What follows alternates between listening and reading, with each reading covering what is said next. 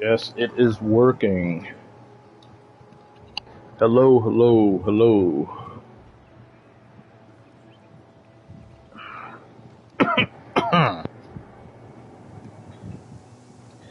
Hi, everybody. How are you doing? Hello, my fellow Doja fellow. Dallas went from one Doja fan to another. I thank you for being here. I'm sorry I'm late. My power was out. And then when I thought I fixed it, only half of the house's power was working, and then the half that I'm primarily in, being my room and all that, wasn't. So I'm very late for this draft. I just hope it doesn't go out again. My patience is wearing thin. I assume, because I haven't been able to watch any of it yet. I assume Cooper Flagg went number one. I haven't been able to look or see. Tell me if, also let me know if the sound is okay. Dropping stuff.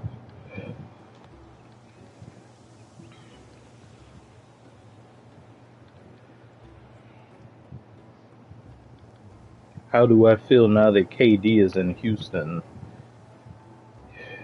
Interesting question. Silent G. It's kind of strange, but I guess that's ultimately where he wanted to go, somewhere that's established. It's already been in the mix for the playoffs. I'm a little bit perturbed because I feel like Detroit could have made an offer for Durant. I mean, I don't know if he wanted to go there. I mean, I don't know. It don't matter what he wants. Because Houston didn't really, I mean, the trade in general, it's not, we had enough to equate to that somewhat. I'd hate to see Jaden Ivey go, but if you get Durant, but I don't know.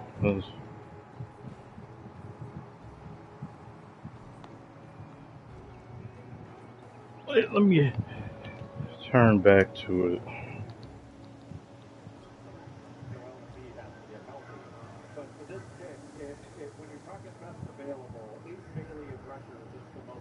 Yeah, this is Civ 7, by the way.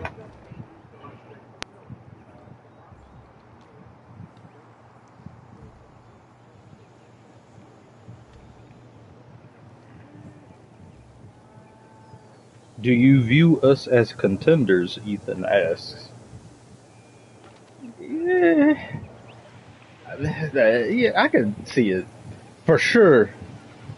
In terms of elite type contender, I don't know. But Houston's for sure making the playoffs. That's without a doubt, barring unforeseen circumstance.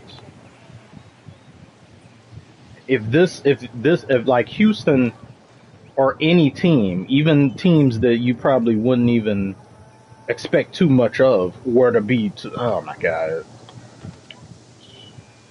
lights flickering again. If any of these teams were out east, anybody is a contender out in the east now. Or comes Adam Silver Slipper. 76ers select VJ Edgecombe.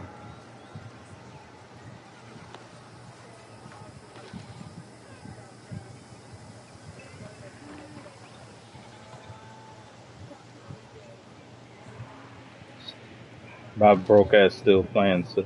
No, it's all right. It's probably like it's better that you play older civs anyway, because I can give an opinion, where I give opinions on the game, but I can't give full on opinions in the way of playability or worth your dollar and getting the game yet, because Civ 6 was my first Civ, so a lot of the changes Civ 7 has done, they don't bother me the same way it would a long-time player. But there's quality of life things and all that haven't been in this game at launch, so it's best that a lot would prefer, if they want to wait and stuff, it's better. I don't want to co-sign something and then it not be someone's cup of tea, and then it's just getting it for no reason and it's not up to par. I believe it's up to par. The bare bones of the game is fun to me.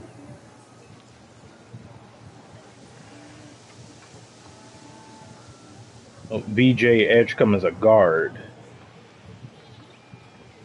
76ers got a guard. Do they really need another guard?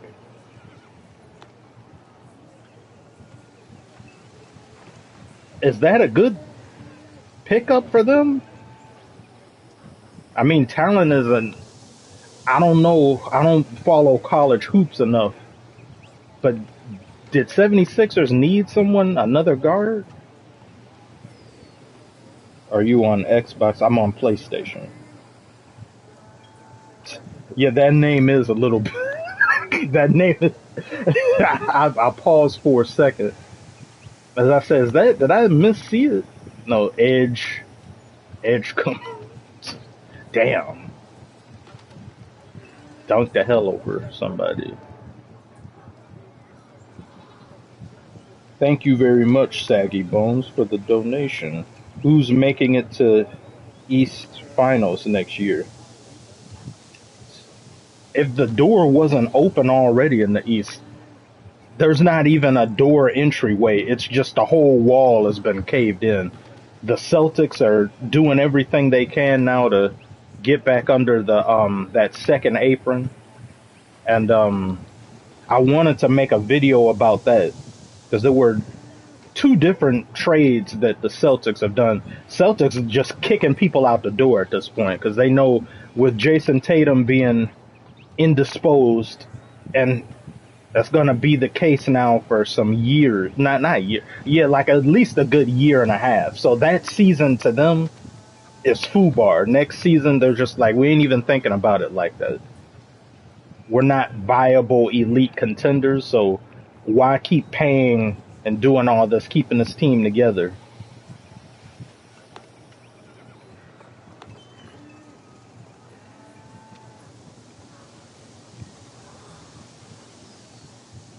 I'm making a giant cube in Minecraft. Maybe I should move over to Civ. Probably Katie Nova Neko, but can't go wrong with either.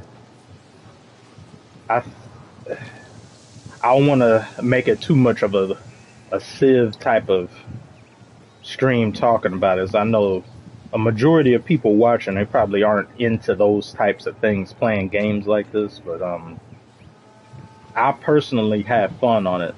There's some things I'd like to see that Civ 6 had that I feel they still do a bit better than Civ 7, but graphics wise and just look of the game is beautiful.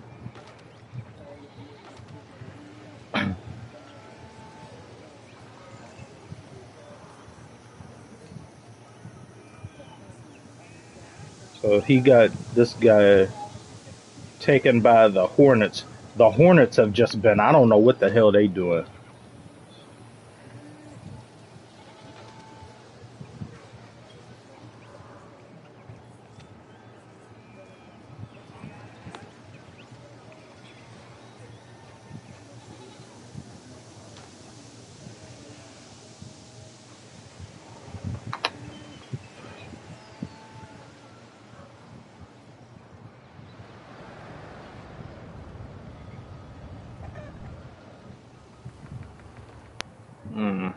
Like, where's my other army? Where's my other army? Oh, there it is. No, that's not the one. Oh, there.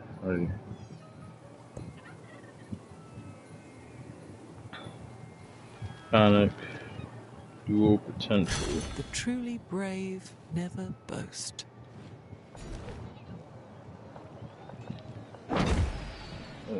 I had to wipe Catherine the Great off the map. Go attack me. Some bull craps. That was already pissing me off. This is what's left of her settlements being razed to the ground.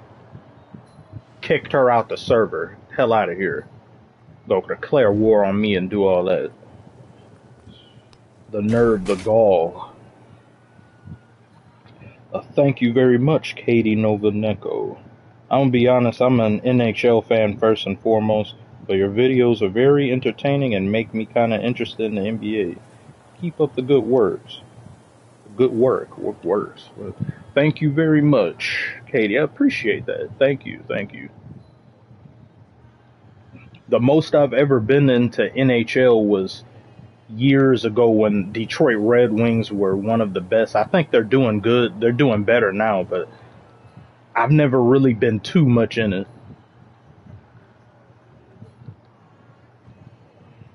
Not depreciating the sport in any way. I just haven't myself delved into it enough or felt compelled to do so like that.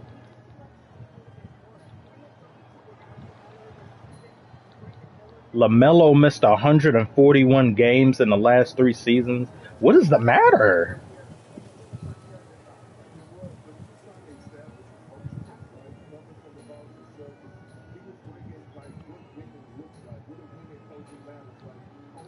Charlotte's probably the most irrelevant franchise in the whole NBA.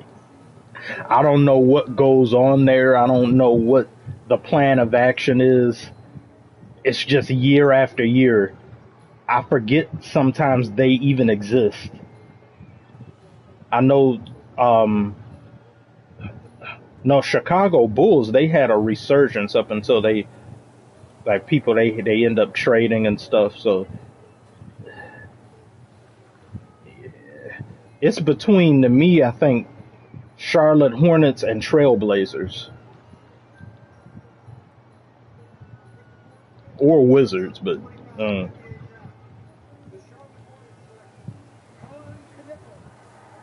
Charlotte Hornets select Khan Canupal.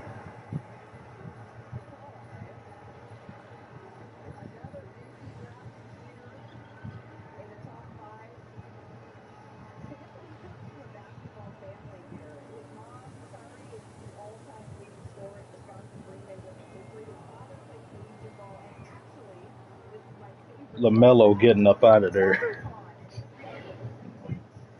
I don't know where he'd go. I'd imagine LaMelo seems to me, I know everybody likes to put everyone in the NBA in a trade scenario on the Lakers, but I could see very much LaMelo wanting to go to LA.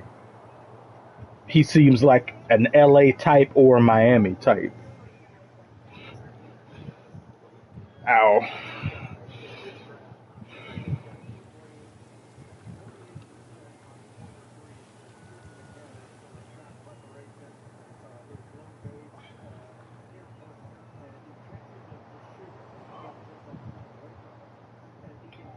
Nets got a lot of, I think they have a lot of picks in this draft.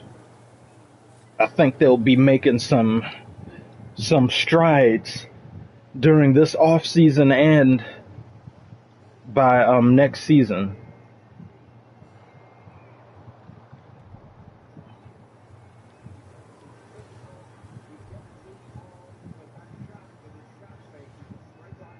Elite shooter, straight line driver, hustle.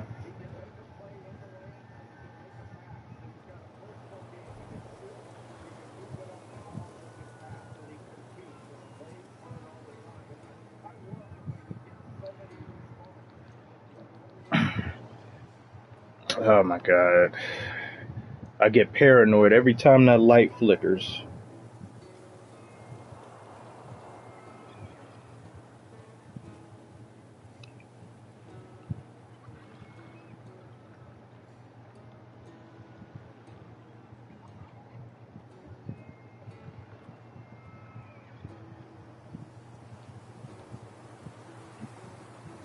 Yeah, yeah, Khan looks good.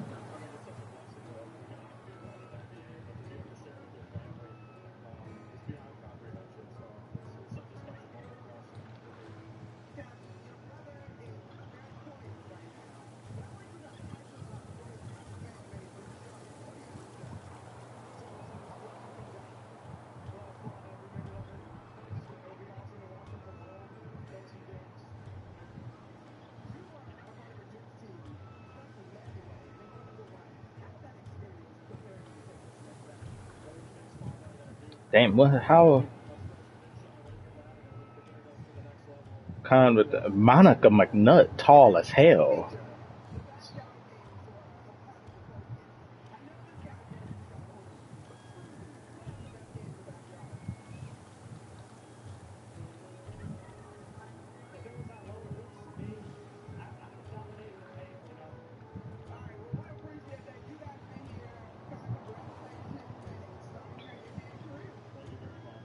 Storm up there or something.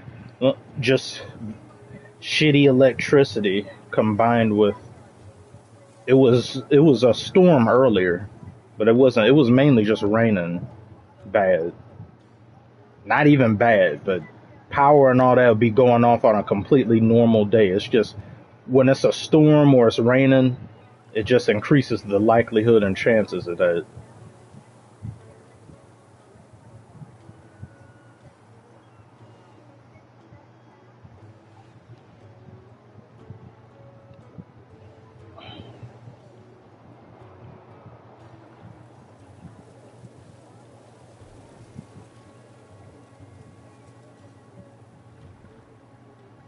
Coming from oh ho ho! Look, we have Commissioner Lucas here. It's been some time. I haven't seen you since 2 streams ago, but then again, I don't stream often enough. Probably the only good commissioner that tunes in. Those other ones, we don't talk about them. Filthy.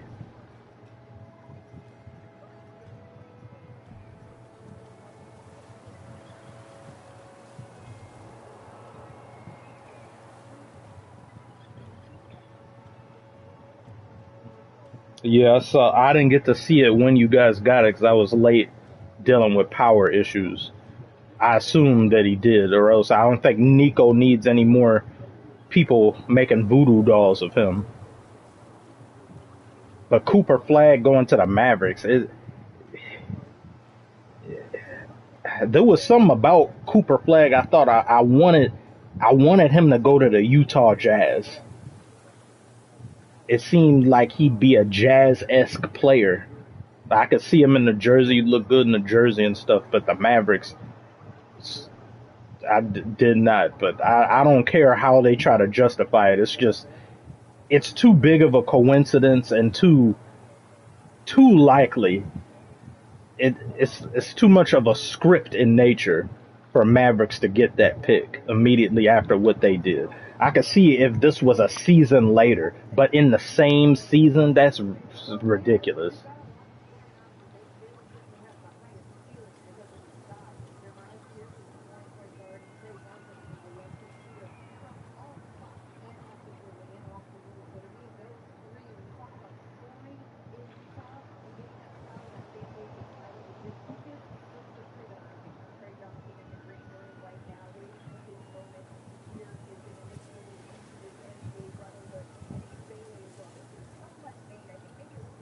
Jazz 17-65. Ugh.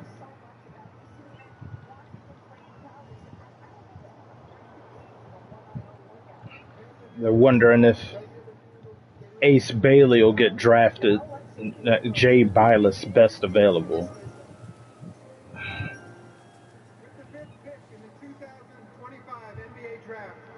The Utah Jazz select Arius Ace Bailey from Rutgers University. They got him as pick 5 for him. So, okay, good. The way he's conducted himself, I haven't been liking much of what's been going on. Some shenanigans going on. I don't know. Maybe there's reasoning behind it or something. I'm not yet sure.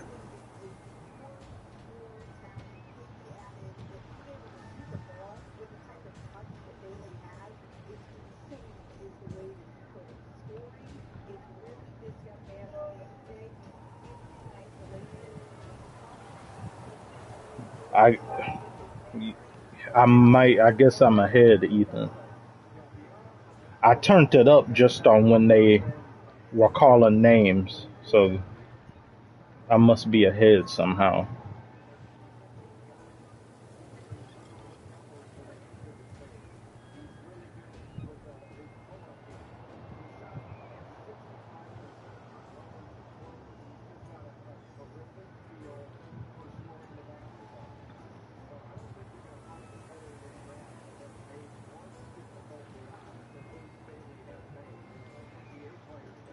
He got that. He got that shot though. Damn.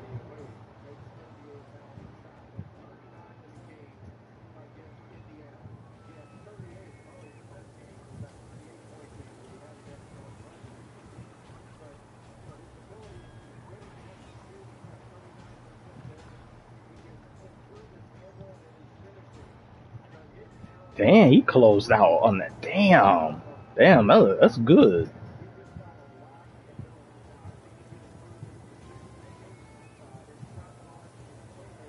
Yeah, yeah.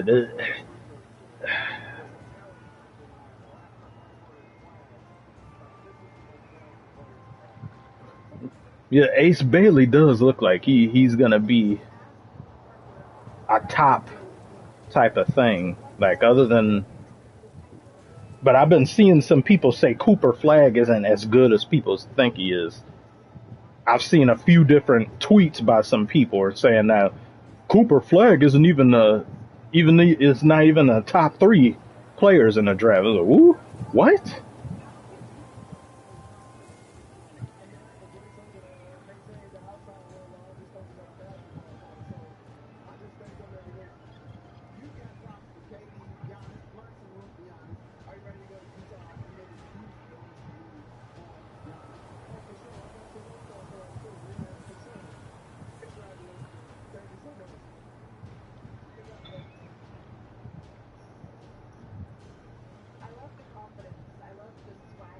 Uh, uh, you play. What's AOW? What is it? I know that sound familiar. What is that? I swear it sounds familiar. I just can't think. What do the Detroit Pistons have? Is that 37th in the first round we do? Because I know we didn't have too many, have very many picks at all, really, too much in this draft. But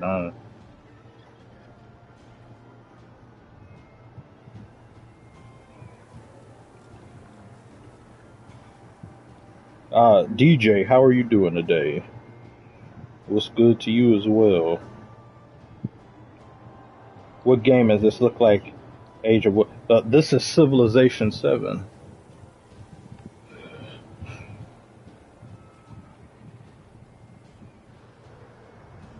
I'm playing this as I watch the draft.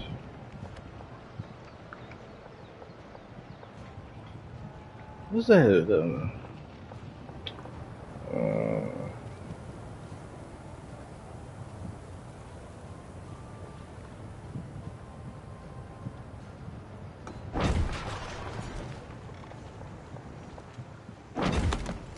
Era's about to end before I can do something that I wanted to do.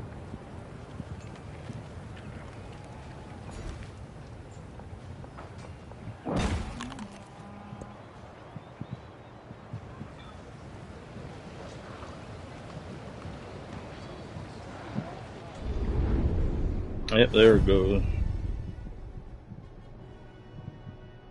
I turned the music down in here so it's not too loud. The Roman Empire stretched across the land, yoking all those in its path under its banner.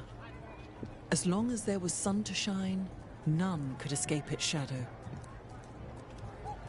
Let you automate the Civ 7 let you automate. How exactly do you mean? Automate what exactly? How do you like Civ 7? Kenny asks. I very much like it. There's certain things Civ 6 does better than 7. But overall, a lot of times when a sequel to a game comes out, if it reaches a certain threshold for me, I just can't even go back to the original one. The graphics alone in here, it make it like I haven't even been able to turn Civ 6 on since this came out. I just can't go back.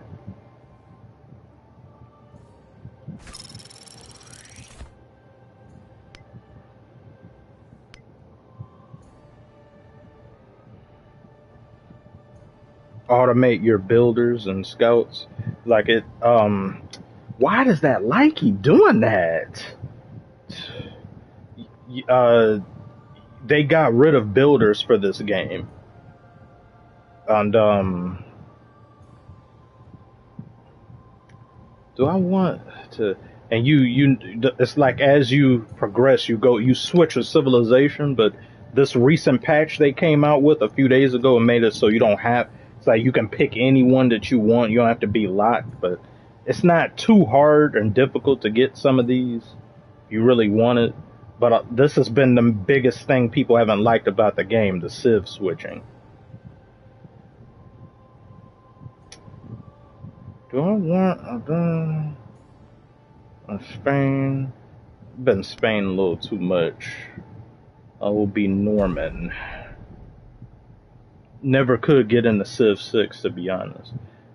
I've heard that kind of split the, kind of divided, or it was like mixed on people was playing it just because it looked very cartoonish and too colorful, and people like more realistic look. Like they said, Civ 5 was more realistic looking. It offers protection under the sword. And then Civ 6 is cartoonish, and now they've gone back with this one. Is upon the land. Graphics don't make or break games, though. Yeah, I don't care too much about it. It's gotten to a point, I'd say like last console generation, where I kind of stopped caring about graphics within reason. With this, just with how beautiful this looks, I just can't go back to 6.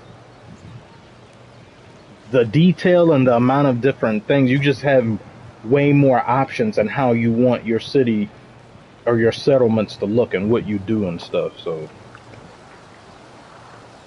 Jalen Green traded SGA.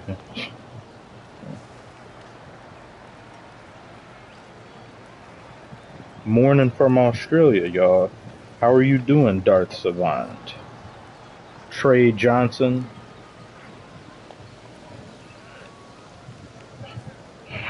Yes, a guard going to Washington, number 6 overall.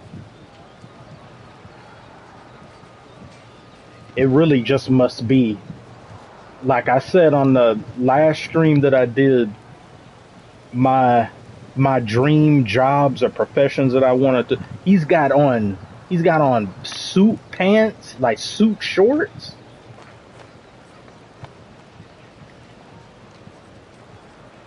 People, they be wearing any old thing, but I do like that. I like the freedom of wearing some stuff, because back then nobody really did a lot too much. That I think around the time LeBron got drafted, or a little bit after that, is when players started to express themselves more, or hopefuls, and how they dress for draft night. But I said my dream professions or dream jobs would it be if I could customize myself to fit a certain thing, or go back to the starting menu of life and customize something. It would still be number 1, I want to be an actor. I want to do things in entertainment field and stuff. 2, basketball player. And if not that, then 3, WWE wrestler. Mainly just for the character work and things you can do, because it's real fun what they get to, how they get to make themselves into something, and then it's got to go over great with audiences though. But once it does, you can play it however way you want it, and just the promo work and stuff is fun. Highest drafted players from Texas. Marcus Soldier.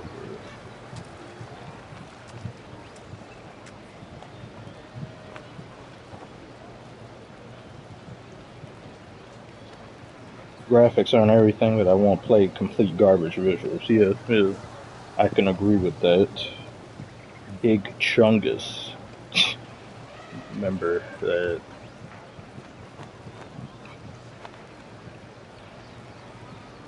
The gameplay is what makes or breaks a game for me. Yeah, gameplay is always more important to me. The game has to be fun. Previous generation of consoles, we we got introduced to a bunch of games that looked really good but had no depth in them, nothing more to them. One of the biggest examples being Star Wars Battlefront, the 2015 one. Beautiful game. That game still holds up to now. That game looks better than some games that come out now, even the second one, of course.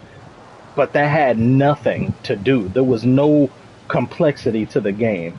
And you had some other games that was just kind of just boring. Some other ones, I can't forget some of the names of them, but it's almost like a movie simulator. It looks damn good, but it's just not fun to play. I'd take a fun to play game over, and the looks aren't all that great, any day of the week.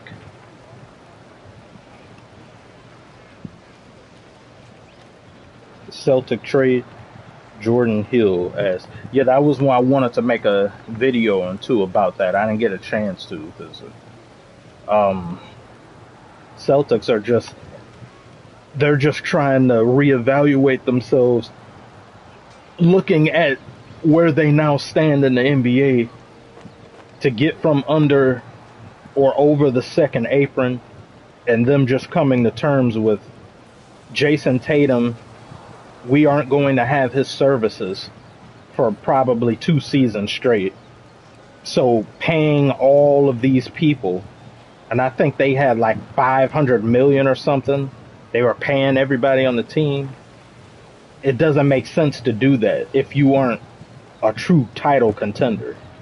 Had Jason Tatum not gotten injured, I think they would have still kept everything the way that it is, outside of maybe trading Porzingis. I think they would have traded Porzingis anyway if Tatum didn't get injured. Because Porzingis is just never there. Porzingis just you paying somebody to work part-time essentially, and whenever he is there, sometimes he's underperforming and stuff. It'd be different if when he's there, he's incredible or he's amazing, but sometimes he's there, you forget he's even on the court.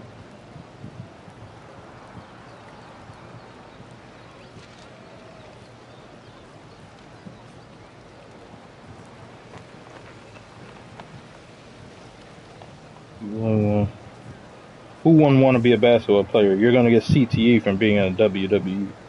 The fun would make up for it, though. Because it's not even... There's wrestlers in the WWE, especially now, they don't really do too much, and they don't have to do too much, as opposed to back then. There's more wrestlers now that have more in their kit of things they can do, yes, because it's just more talented-esque, I guess, wrestlers. Promo, and you're not that good at wrestling, it don't even matter. Promo is the most important part of WWE. It don't matter if you don't know how to wrestle or nothing. If you are great or like an A+ in promo work, they will take you. And if you're an F in wrestling, it's like, we'll work on that. We'll get you up to D-. We'll work on that. It don't matter. Next draft pick is in Jeremiah Fears. He got an iced out chain. That chain. Look at that Arctic Circle around his neck. Damn.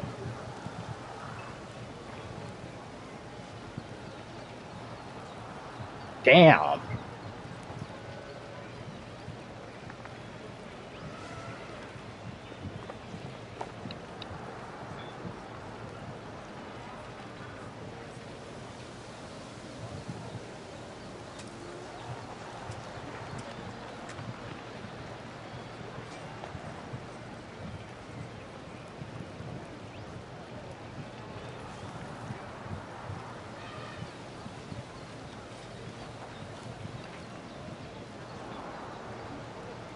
Jesse Maldonado, thank you very much for the donation. What would you like Detroit to do? Don't get rid of anybody. And again, thank you very much for the donation, Jesse. Don't get rid of anyone haphazardly. Don't rush into a move prematurely, build onto what we have, and then just kind of continue to build or round out the team. I'd say we still need shooting. Shooting is still very important because we were still lower in the league in shooting, despite great showings from individuals we got on there. But yeah, more shooting and acquire assets to be used later for possible package of drafting and all that, because that's something that I've said over and over, how Detroit did very little in the way of accumulation of assets. Did a pretty shit job of doing that for past years, past 5 years or more. All we did was, yeah, we drafted some talented players, but there was no building for the future or anything. So you just getting talented players that don't really mesh too well together. You just getting them just to get them.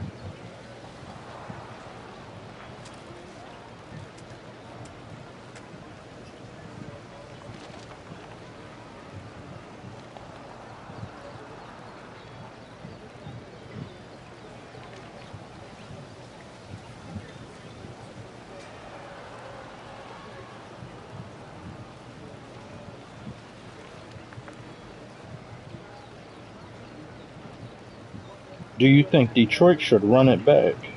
Oh, and hello to you, Jim C. Goodfellas. Run it back, yeah.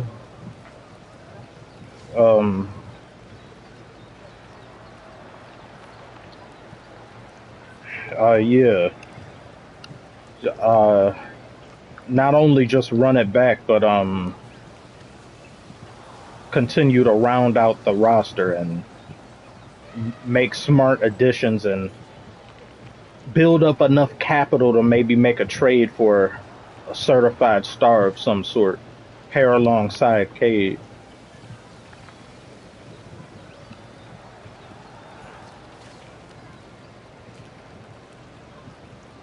Yeah, that chain that he got on was that chain was dancing.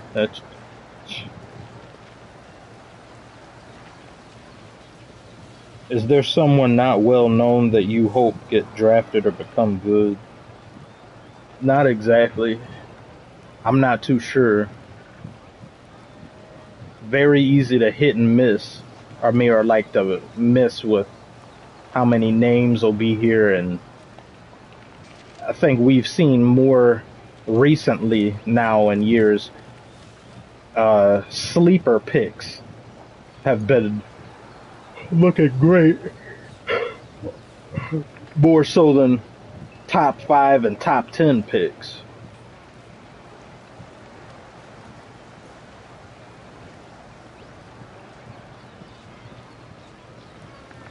Are you Pistons fans nervous about the Magic? Yeah, the Magic are a problem, but they need, there's things they need to address too in terms of. But they did with that Desmond Bain and stuff. They have, I believe they've made a jump. So there'll be a problem.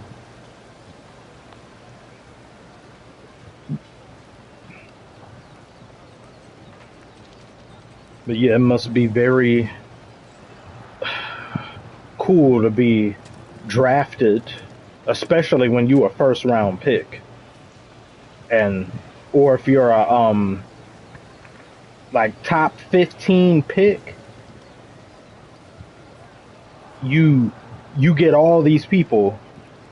Just imagine being wanted like that, to be looked at a certain way. They got scouts going to your games. They're checking you out.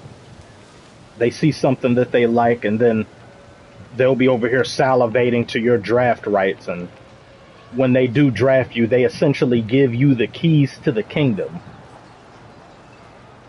Maybe not immediately, but nowadays more so than ever before, you'll be put in the driver's seat, and your future is damn near secure at that point, because all you got to do is, not that it's easy, but you keep yourself in good enough shape, you continue to improve, year to year, and you get that rookie extension. That's generational wealth. Damn light.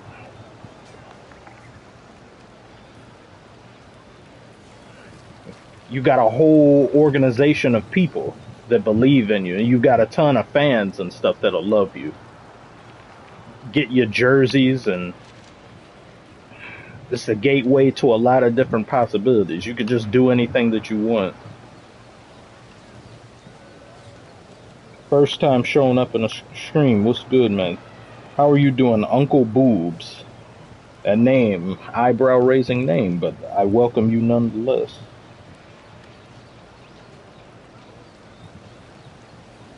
Zach's World Productions. Do you think Dame or Giannis is getting traded? Giannis has kind of repeated himself that he wants to stay. Oh, the Nets pick is in. They select Yegor Demon. I once knew someone named Igor. This name made me think of that. He's a guard? Normally with a name, with some of these names, sometimes when I hear them, I be thinking automatically, like, you sound like a power forward or a center. Like Yegor, that sounds like a big. To see him not be a big, he's a guard. Huh.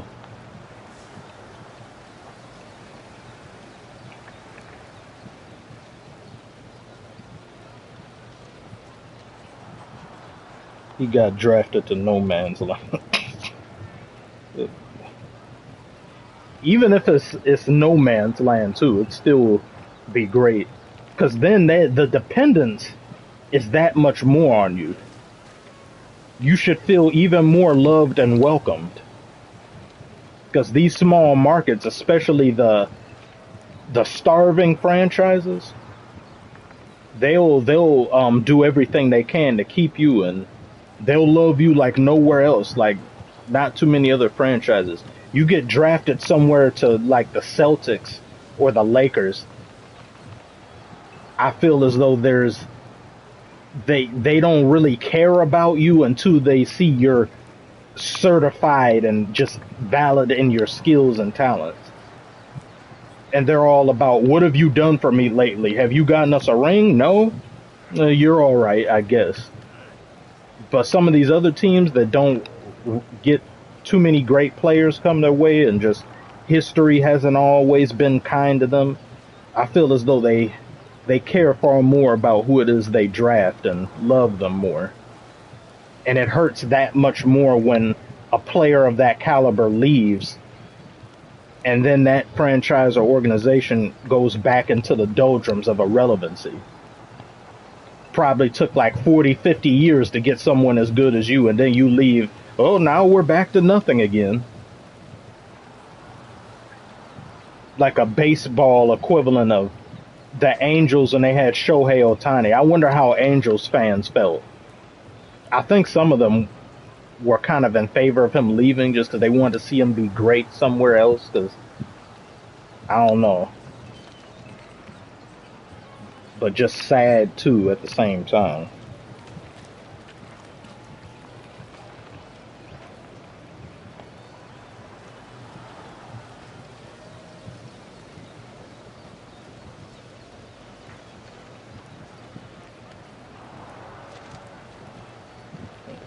Basketball Goat says, seems like everyone hates the Nets pick on Net subreddit.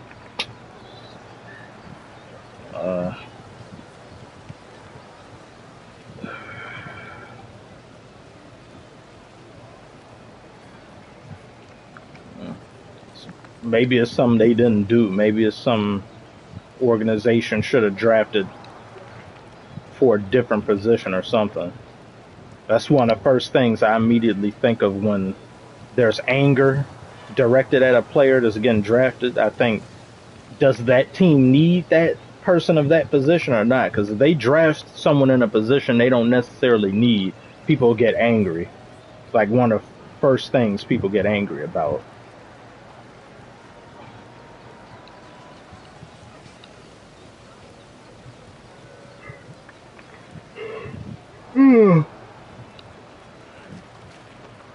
Oh yeah, I forgot. Yeah, Brandon Ingram is on the Raptors now. R.J. Barrett, I remember they had people had loftier expectations for him.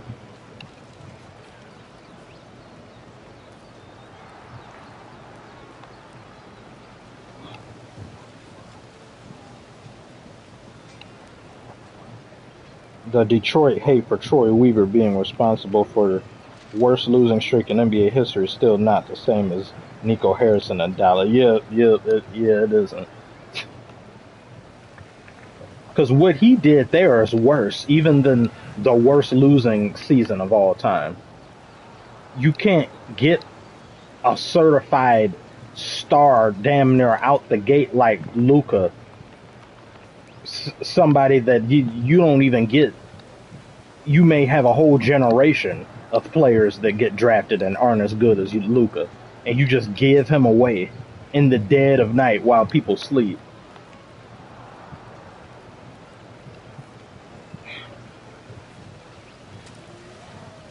Every time I saw Luka, I just couldn't.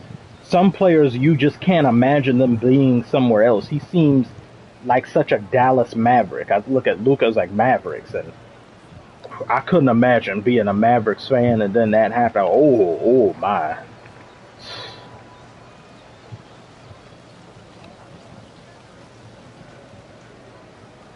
Bill needs to go. Only if he wants to, I guess, because that dumb trade clause Washington Wizards gave him have to be somewhere Bill is interested in going. I can't even believe that's a metric of a deal, no trade clause. How is that even a thing? How does that benefit the organization when they give a player that?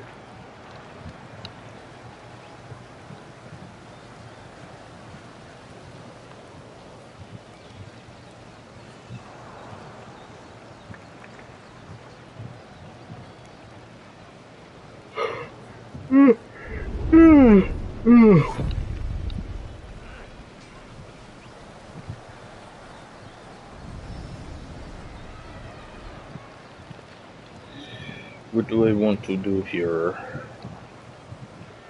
Yes. Gain an infantry unit in every settlement you conquered last age. I better not still have those cities. I don't want that.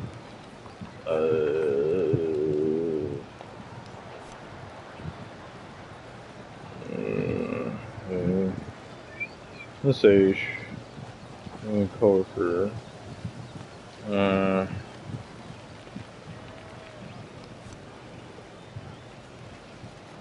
Keep the capital where it is.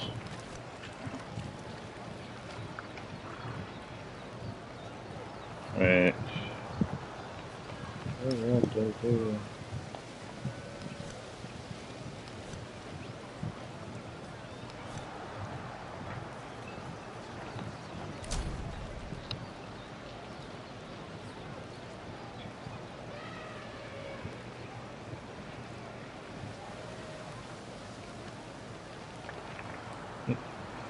Yeah, Mark Cuban wouldn't have allowed that to happen.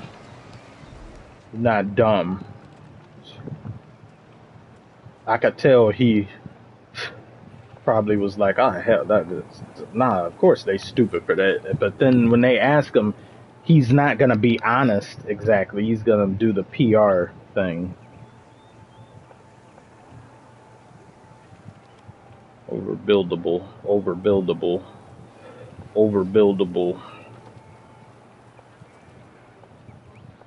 Stone cutter. Stone cold cutter. Stone cold cutter.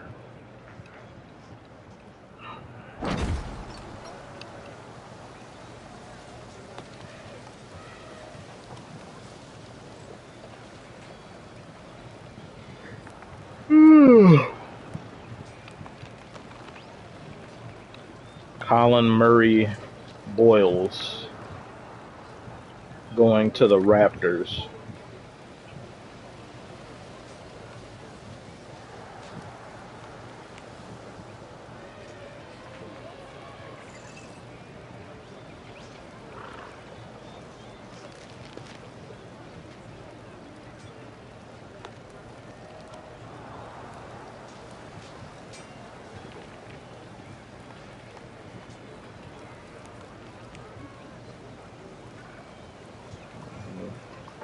Alright.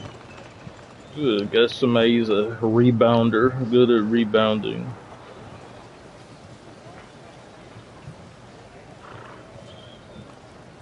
We got many different ways to defend.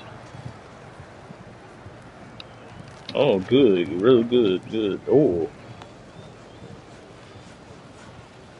Efficient score. Yeah. Colin looks very solid.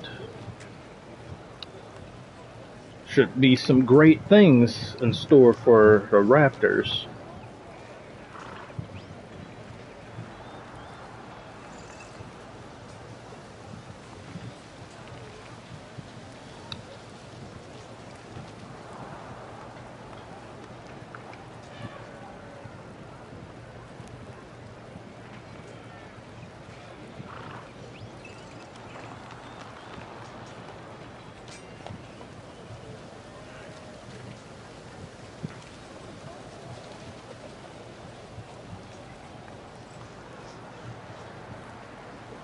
Proposed trade.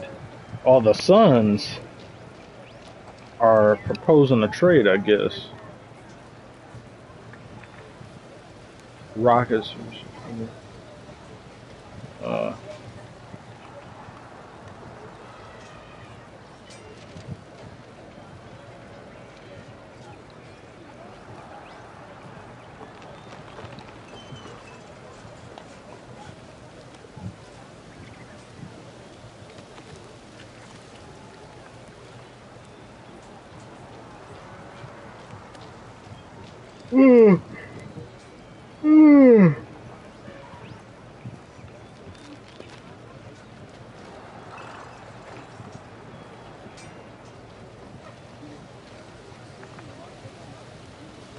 the Suns are going to get our pick at 10.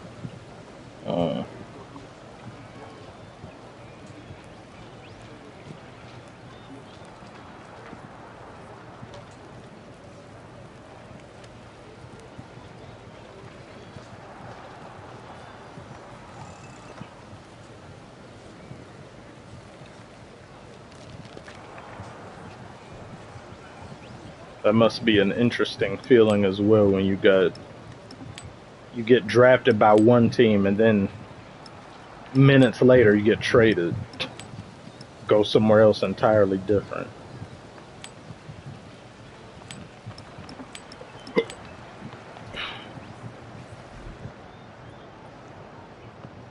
$20? Why is this 20? Is that normally that? Well, I can't remember.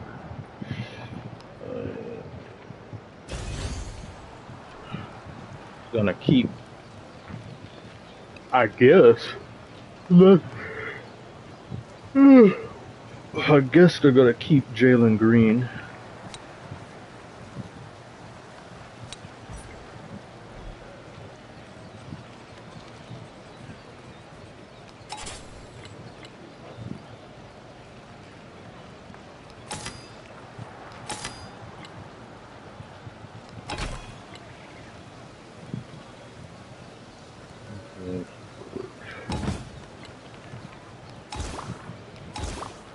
Yes, yes.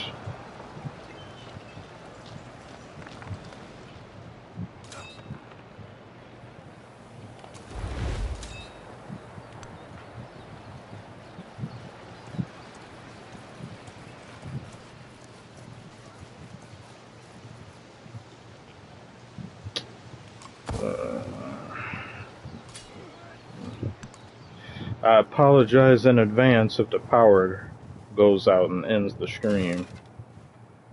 I most likely won't be able to come back from it. I have to just do something or go about my business, do something else.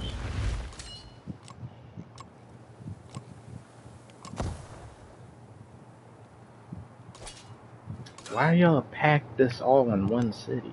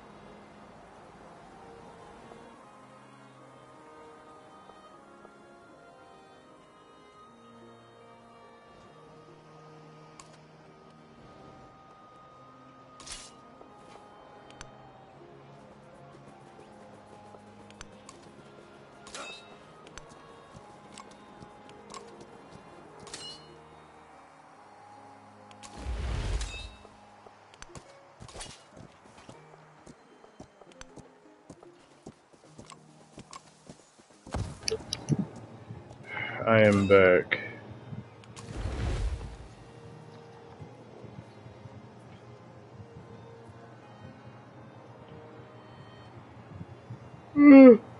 Relevant franchises. I said either maybe the Hornets or I think it's just between the Wizards, the Hornets, and the Trailblazers.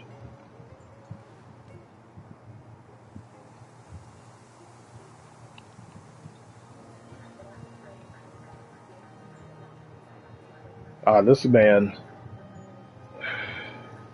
who got drafted by the Rockets, Kaman Malak. See, he's crying. See, that's what you automatically really like to see that. Somebody dedicated. They think about all the work they had to put in to get to that point and all that.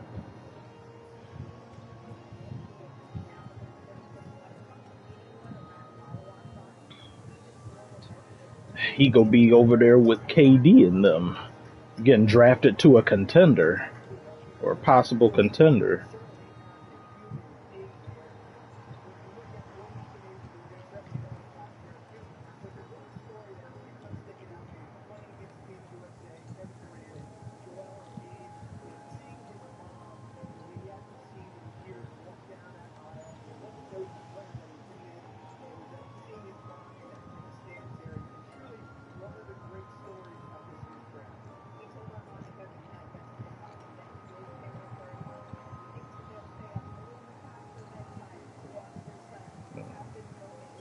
Yeah, this is beautiful. This is real beautiful right here.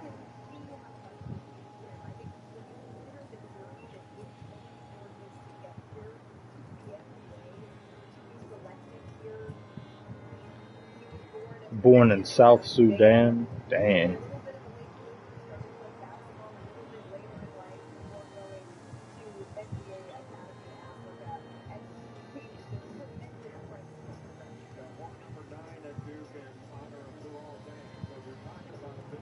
Dang, yeah, he wears number 9 in honor of Luol Deng, because Luol Deng has done some incredible things overseas, and with the school that he established in Africa.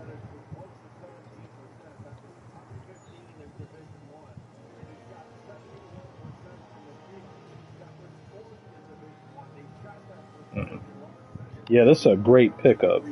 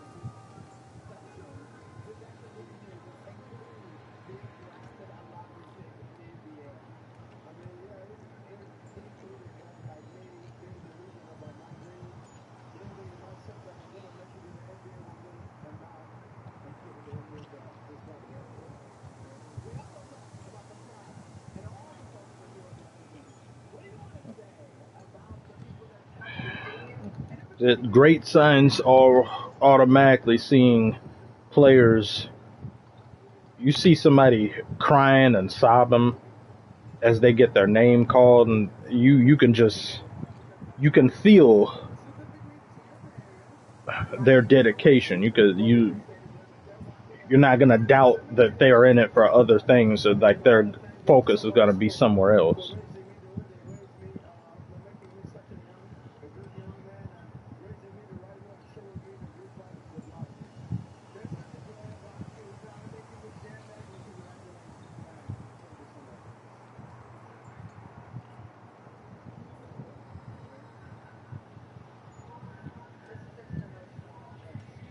Oh, you see his brother crying, family crying.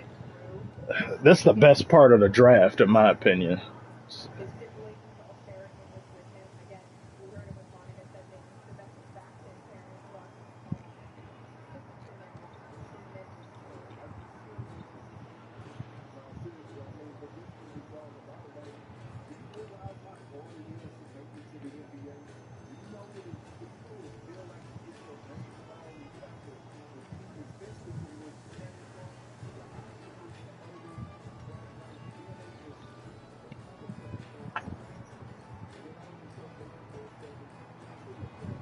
So yeah, he'd be on the Rockets. I like watching people get drafted.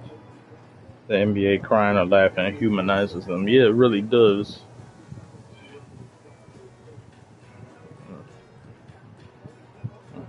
Not that it's not good if a player isn't doing that, but I think it's more of a surefire sign of commitment.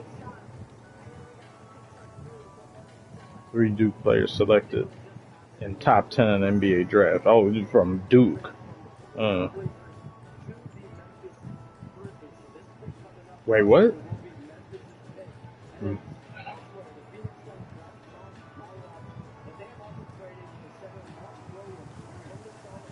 Phoenix Suns drafted Hulk, so he's going to.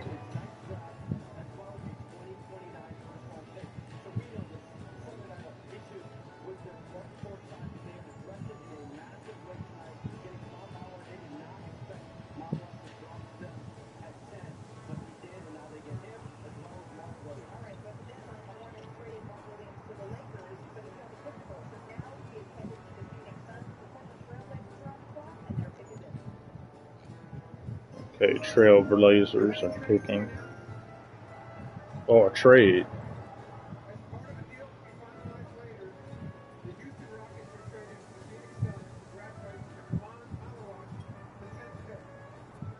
Okay, so previous pick, he's going to the Suns.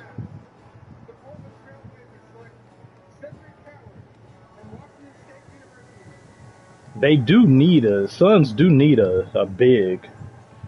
They do need someone like that.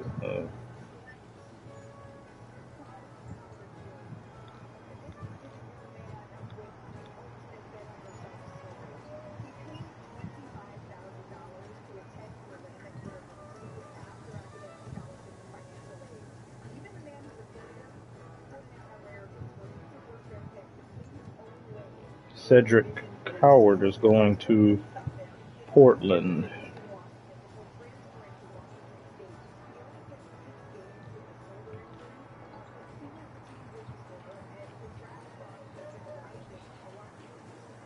Oh, Blazers trading Cedric to Memphis. They say, oh, okay, all right.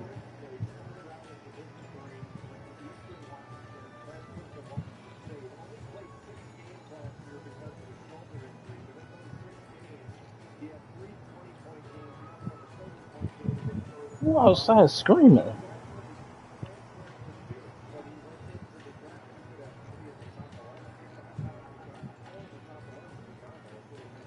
Yeah, Memphis doing something.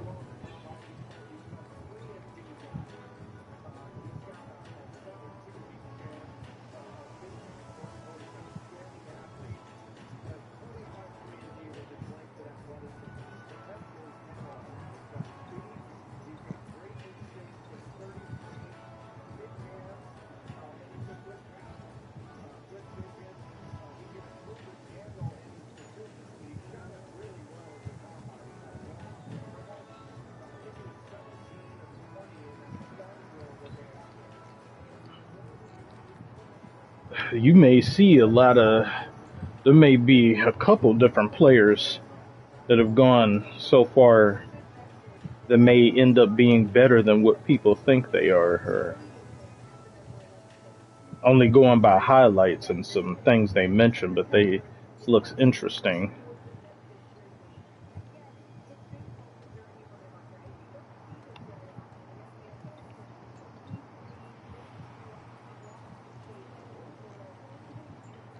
No, out of all Detroit teams, Pistons, Tigers, Red Wings, which one do you want to win a ring first?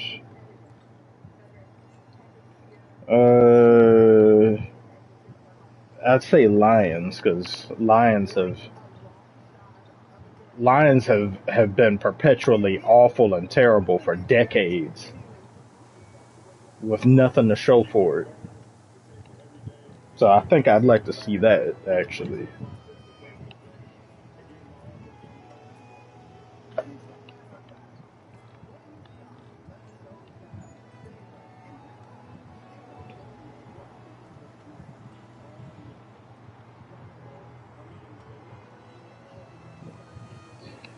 Lions were just right, like, you're right there. I don't get how they let what happened happen to them.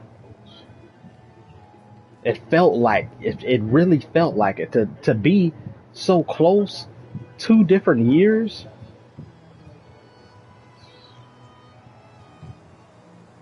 Thinking like it's hard for me to decide which one is more painful between both of these past 2 years. Just losing in the most surprising ways.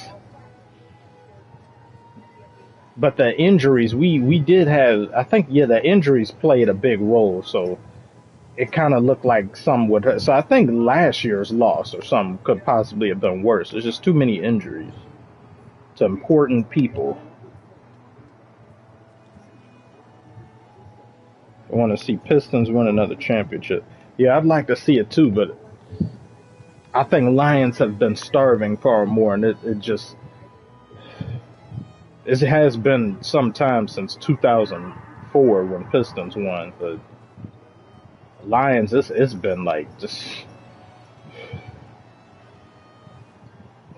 like it's become it's a meme. I've seen jokes made about the Lions and movies, shows, and stuff. Just how awful they've been.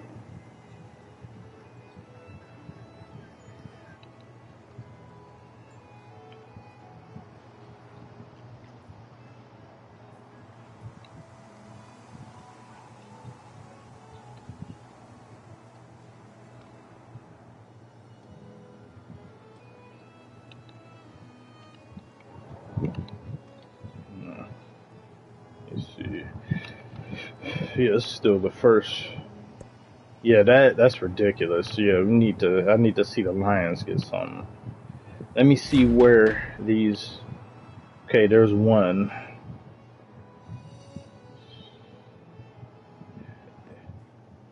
Now there's two. Y'all piss me off. You will be wiped off. This here map.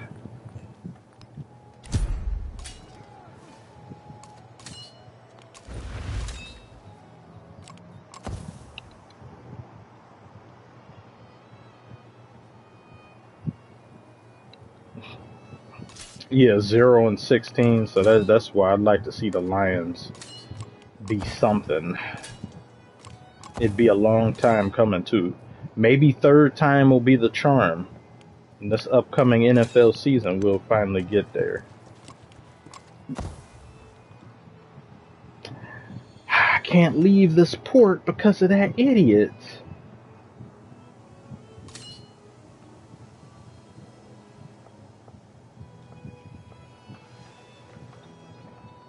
I don't even want to make nice with him or nothing. You in the way. Just had to put some right there. You got all this over here. You go, come over here.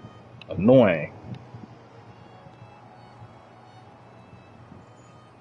I want to see. I want both to win, but if I had to choose, I think of Rockets, considering how we have this close to Golden State.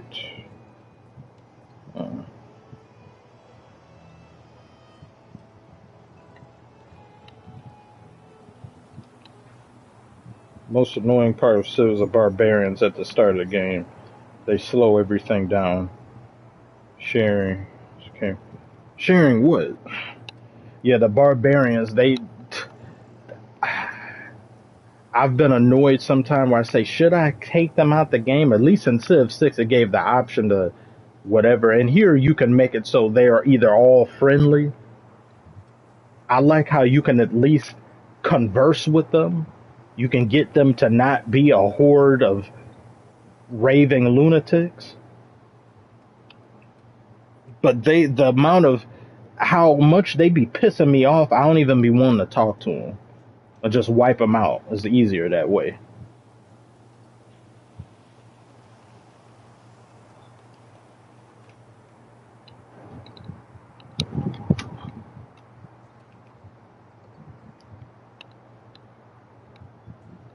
Oh, another pick is in.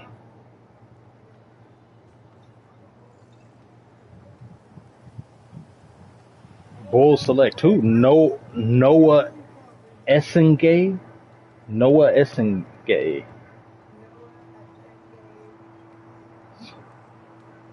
Noah Essengay. Okay.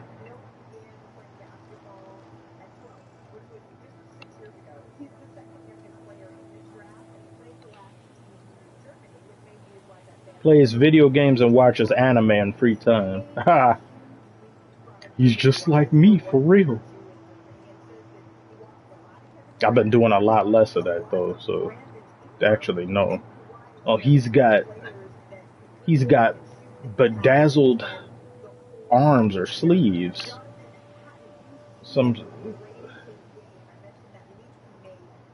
That's different. That's new. I haven't seen that like that. Noah's a man of culture. Yes, he is.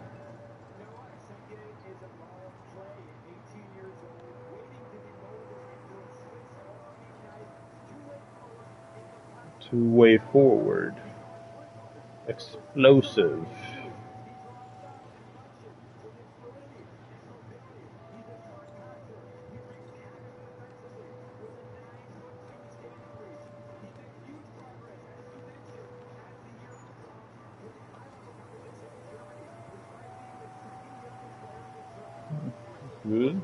Good.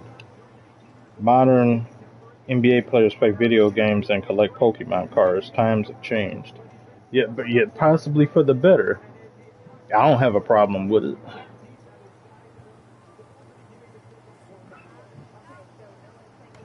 But at the same time, with how the league has been with the nonsense, seeing a player do things that's kind of more like what Wembanyama doing is refreshing. Wait.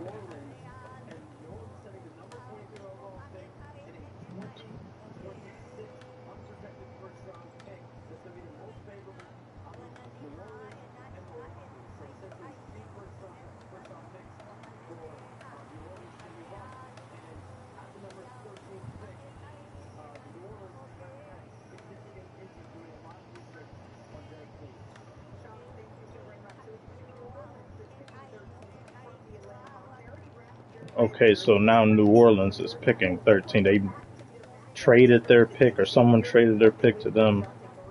The way Shams explained it, he ain't got the sauce like Woj. Yeah, Woj would just be saying everything so effortlessly. Yeah, Wemby does have aura. Do you collect basketball cards or football cards? A hobby? Commission is a good hobby. Actually, I haven't ever. I've never had the want or desire to do so. Nothing wrong with it. I just haven't been interested. The only cards I used to collect somewhat was like Yu-Gi-Oh cards. I used to have a pack of Yu-Gi-Oh cards. I never got into Pokemon cards like that. I always thought Yu-Gi-Oh were the cooler cards.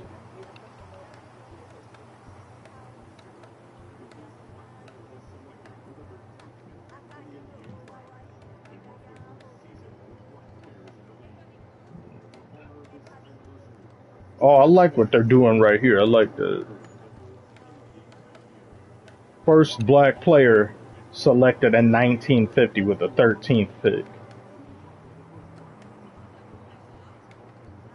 Oh, he was the first black president of the of the Players Association.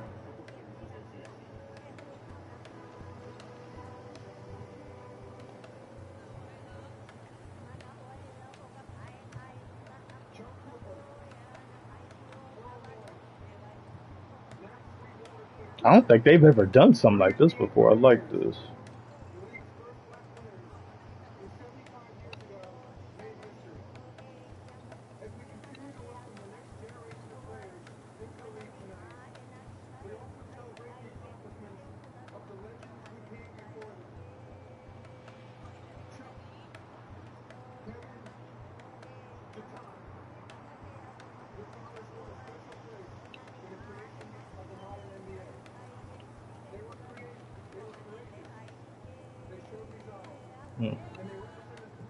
Biggest reason collecting the cards was I wanted that. I think at one point I did have that that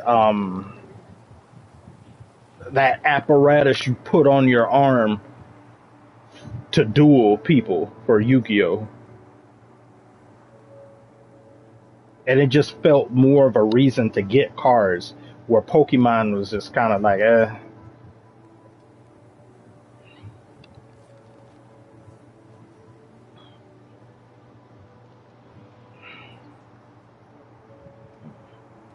This is nice what they're doing right here. I appreciate the honoring past generations as well as a history lesson to go with it.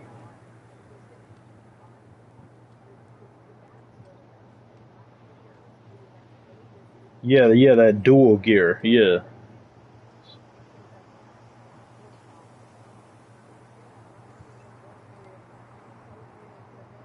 Do you ever watch UFC? So who's your favorite fighter? No, I haven't. I've been meaning to watch some more of that and stuff, but not enough. Not anywhere near enough to have an opinion on anything. It is enjoyable to watch and far better than boxing. UFC in general, just the UFC, MMA and stuff, just better than how boxing has been in the past almost 10 years now. Too many wusses with this, like, number one never faces number two anymore. Number one would rather fight number 9, and then number 2 would rather fight number 10.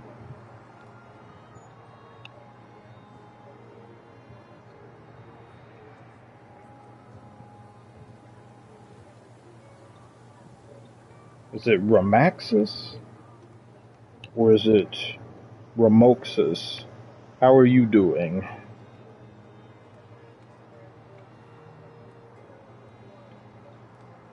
Pokemon has the good video games. Nobody plays with the cards. Yeah.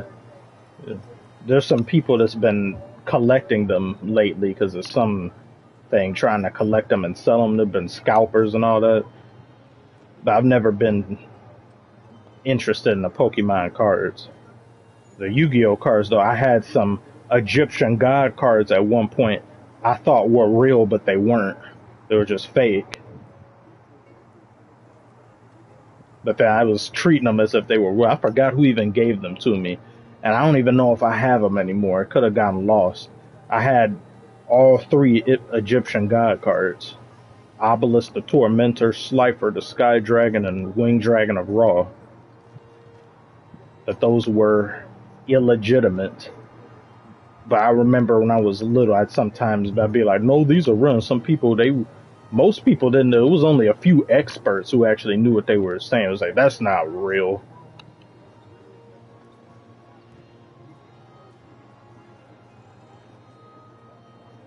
Pokemon hasn't had a good mainline game in a minute. It's funny you say that, Shipmaster Kyle, because I only just started not too long ago, like some years ago, playing Pokemon games like that, where to me they were entertaining. Like the first full length one I played extensively was Legends of Arceus. But then I didn't know any better because I don't know how it's sometimes, not that game was bad, or at least I don't think it's bad. Sometimes there'll be a series of games and then someone who's never played any of the other ones will get the one people consider to be not as good or is bad, but since it's their first one, they think it's good.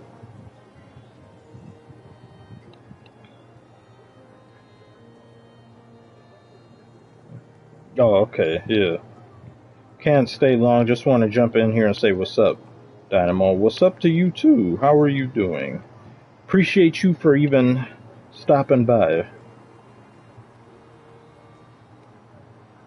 Have you played BF2 during the resurgence. What's BF2? Is that Battlefront 2? Or is that something, or Battlefield 2? Or is that something else? What's your opinion on the Drew Holiday trade to the Blazers? Celtics got Anthony Simons, and they don't want that second. They don't want smoke with that second apron. And since Jason Tatum is indisposed for maybe 2 seasons almost, it doesn't make sense to pay all these people and then do that. You're like, it's just, you hate to see them kind of divide up what this team is. But it makes logical sense, financial wise, and just given everything that's going on. I'm not all that. I've never been all that hot on Porzingis anyway. So Porzingis is just, it's just too inconsistent. He is really good, but but just the injuries and stuff too.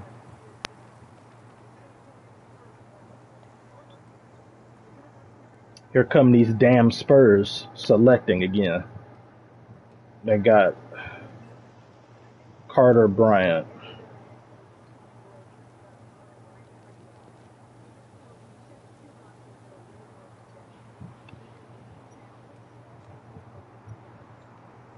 Shipmaster Kyle. Also, we got to get Commission new headphones. Yeah, it hasn't been in the budget for me to get any yet. Because there have been some things that have, because you get the things that you want, or you get the things you need over the things you want. And there's been things that I get. It's like you get essentials and all that. That's more so for if you got some disposable income and all that. But I don't have that luxury at the moment.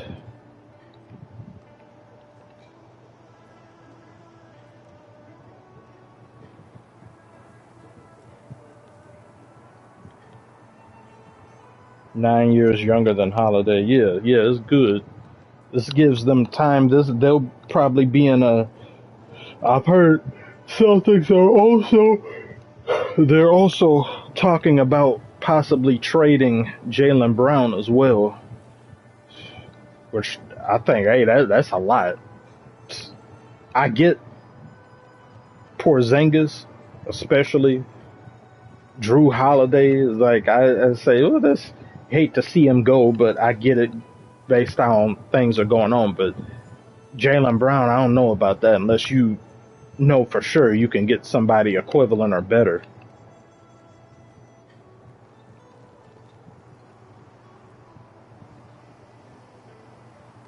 Nemus, how are you doing today? Yo, Kamish, how you doing? I could always be better. I'm never doing good necessarily, but I manage.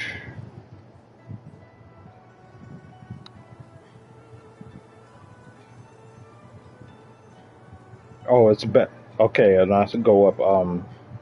Drake Vic says Battlefront 2. Okay, yeah. Battlefront 2 still holds up today. Amazing graphics and things. It's just still not as good playability wise or just in the options that OG Battlefront 2 on PS2 was. I want to be able to get in and out of my ship in a hangar, land in the enemy's hangar. I want ground to space combat. I want more complexity with shooting. And here I think it's more, some of the shooting in the game is kind of more just RNG. I want like more skill to be rewarded necessarily.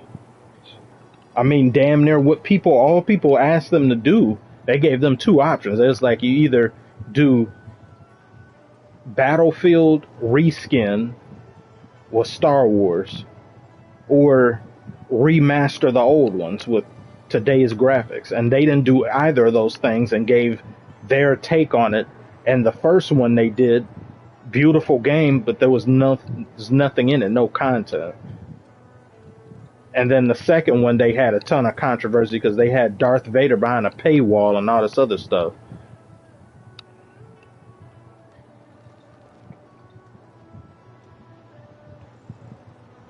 Get used to the Pistons not picking early. Yeah, I'm very used to that.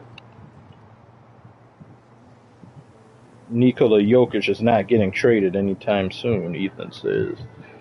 The owner was talking about a potential thing of like if something happens, the next thing you know, you're talking about trading him. Just uttering the sentence. I said, the fact that sentence can even be said shows you how some stuff. I wouldn't even say the sentence. It's like, yeah, that perked people's ears up. Like, well, you ain't thinking about trading Jokic, are you?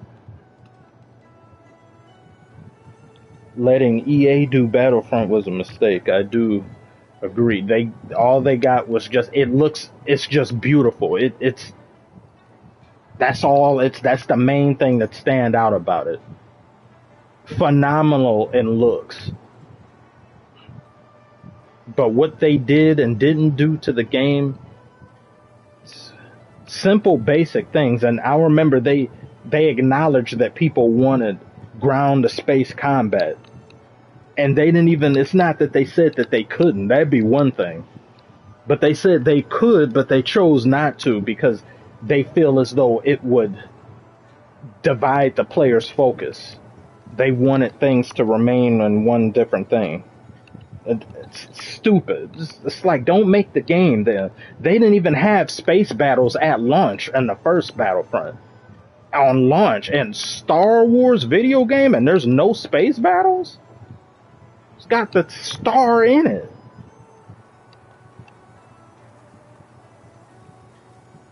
Now, you could unlock Darth Vader. You only need to play 80 hours. But then they have weak-ass Finn. You could pick a weak-ass Finn and lame-ass Rey. I don't care about them. I know they're the newer ones, but who cares? Trash new trilogy. Uninteresting characters. And then I can't pick Darth Vader from the second I get him. I was like, please.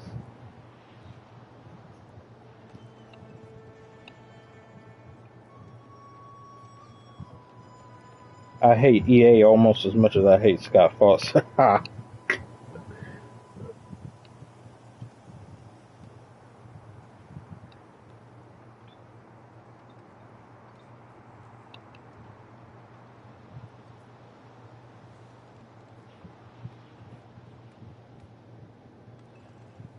Mish, would you prefer if DBZ stuck with a fantasy theme?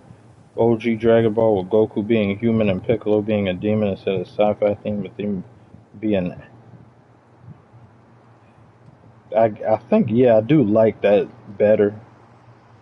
But I understand space can take it somewhere more if you want to go and expand upon the universe and things. So I get it, but I do like Demon King Piccolo and all that better. Too many things go into space just to go into space sometime, and I feel it's unnecessary. Like Naruto, for example. Damn Otsutsuki shit. Didn't need any of that. Should have kept everything mystical, grounded and stuff. None of this. Not necessarily grounded. It's always been supernatural type things, but just keep it that and not sci-fi-ish.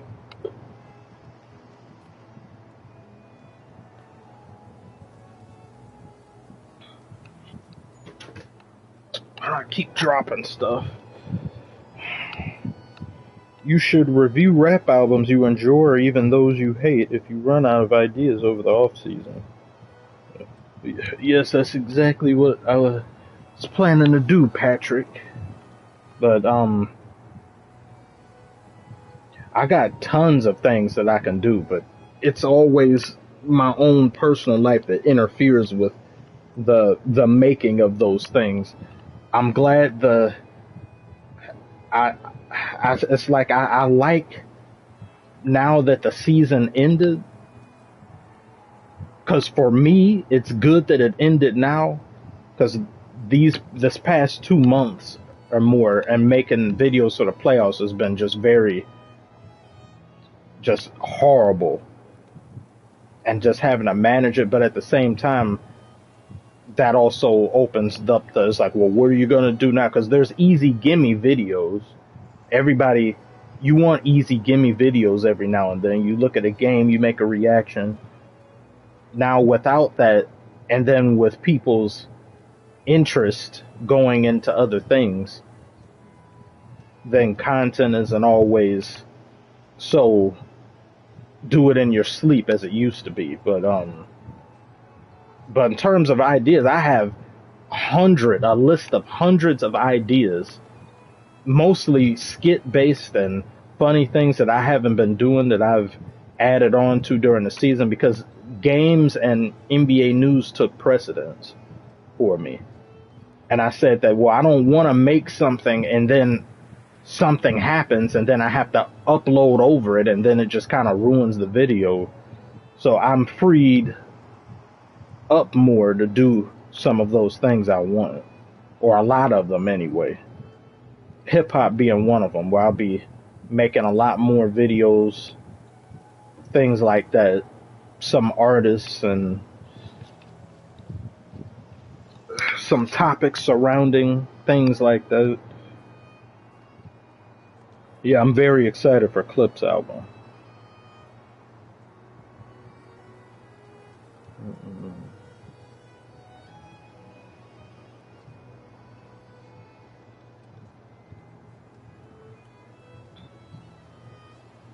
I want to see you make a list of your top 10 movies or top 10 rap albums at some point. Yeah, the top 10 movie, the top 10 movies. I would top 10 rap albums would make for better content, or people would relate to it more. My top 10 movies, I think I only have maybe 1 or 2 movies that have come out in the past 30 years that's in that would even make that top 10.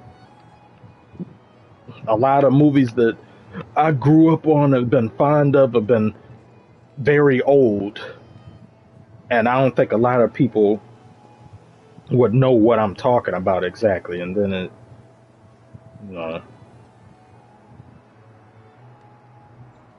top 10 video games, that one's probably the only one I maybe wouldn't do, because I really don't play enough games anymore. I haven't been playing enough games in general.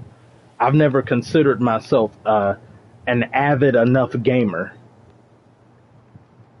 I've always had a couple games that I would play extensively, but I never had a whole like 20, 30, 40 different games I was playing. It was always like 3, 4 at most, and I don't feel I know enough about gaming in general and played some of these games to have an opinion. Movies and rap albums, though, yeah.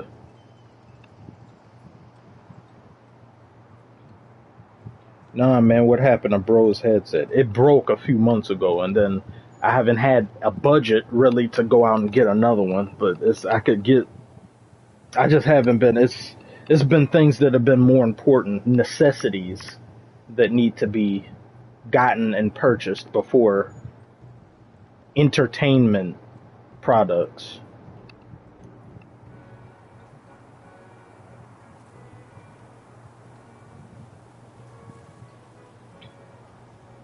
I started branching out to watching movies in the 50s and 60s. Yeah. See, I've seen the first film ever made. It doesn't, but I said this was a while ago. I seen a lot of this a while ago. I believe it's called Roundtree Garden Scene. That's only 13 seconds, but I think it was made in the late 1880s or early 1890s. And it's 13 seconds of this woman spinning in a garden, like kind of dancing in a garden. It was the first film made. Then seeing things like The Coming of the Train, the first film with sound, being a jazz singer, and a lot of different people from silent movie stars, things of that nature.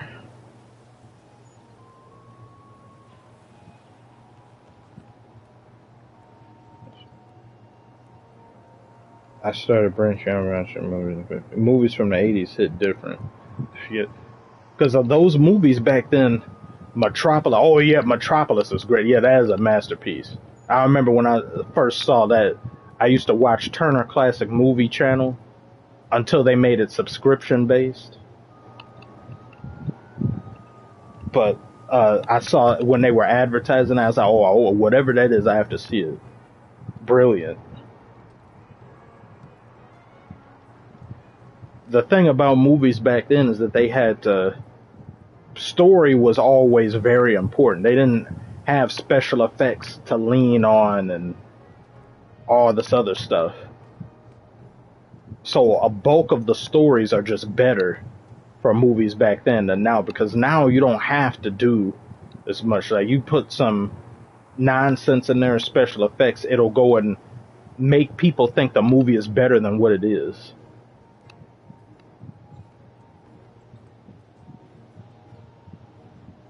They had us watching those types of films during my filming class this year, commission. Oh, yes, yes.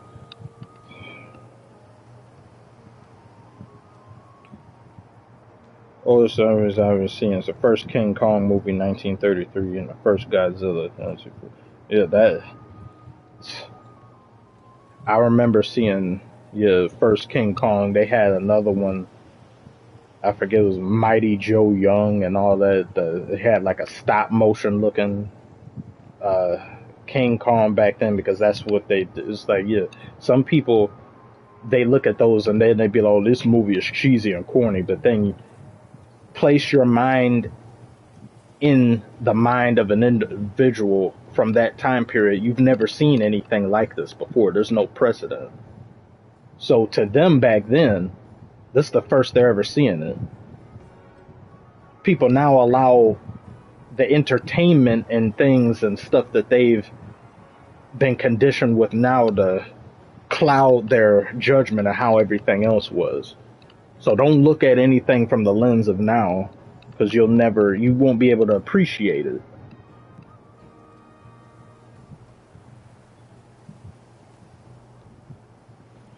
Is Whiplash one of the 2 modern movies in your top 10? If it isn't, it should be. It actually isn't. I don't think I have that in my... No, it's not one of the... For me, for my own thing personally, it's not one of them. Trying to think.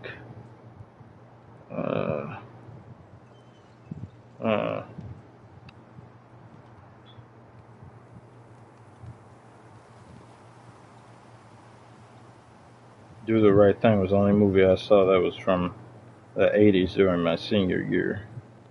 Oh, yeah. I remember that. Spike Lee, that they had so many of the future stars in those movies too.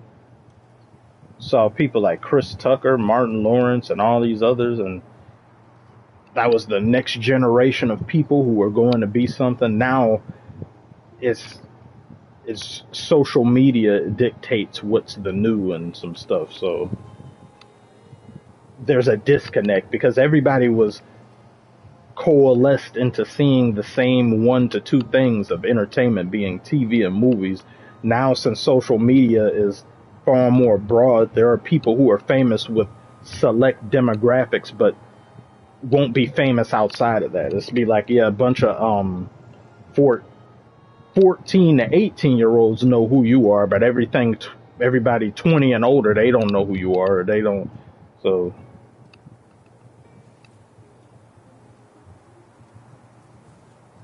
there's no movie stars really anymore.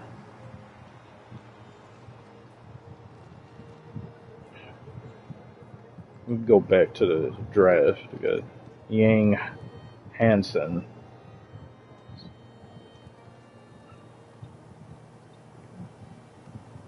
This guy Yang Hansen, he looked like somebody that He a esports type person.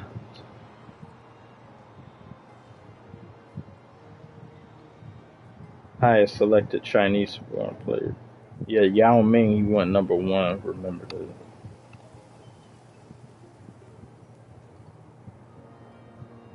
Today's movie stars. Commiss, you're exposing yourself as an uncle right now. To be honest, I've been unk since unk-esque since grade school. Since I've been told by many, as I was growing up, you have an old soul.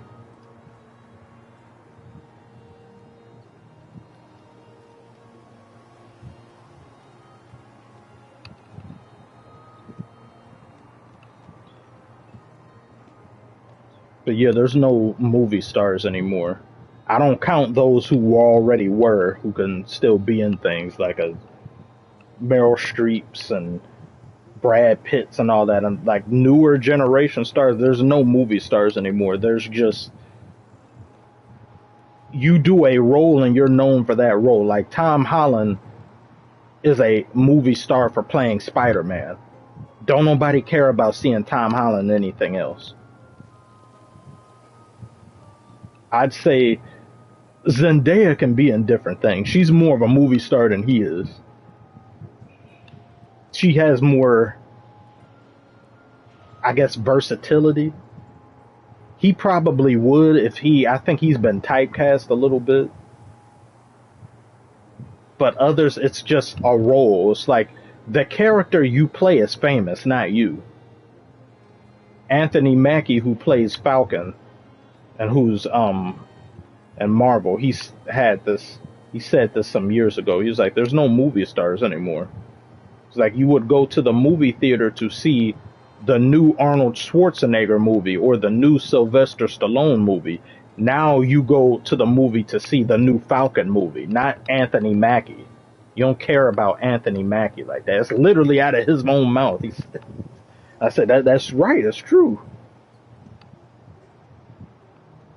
It used to be whenever Denzel Washington comes out with a movie, I'm going to go see it because Denzel is in it. Don't matter what it is about, I don't know. I'll figure it out. It's Denzel is in it. You don't have stars like that anymore.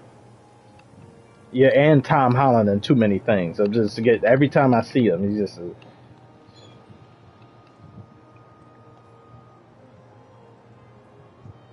Yeah, Chalamet, yeah, he has potential in being something that he's been in multiple different things. So I say like, well, yeah, you see he's in it. You're interested in him. It's not just the character. Timothy Chalamet, yeah, he can. That's somebody at least.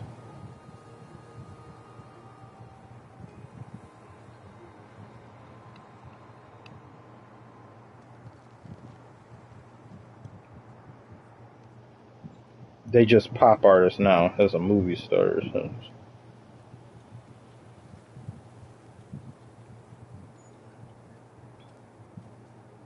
Michael B. Jordan, I think now, finally, with if you had said, yeah, no, I think that Sinners just added more to his weight as a movie star.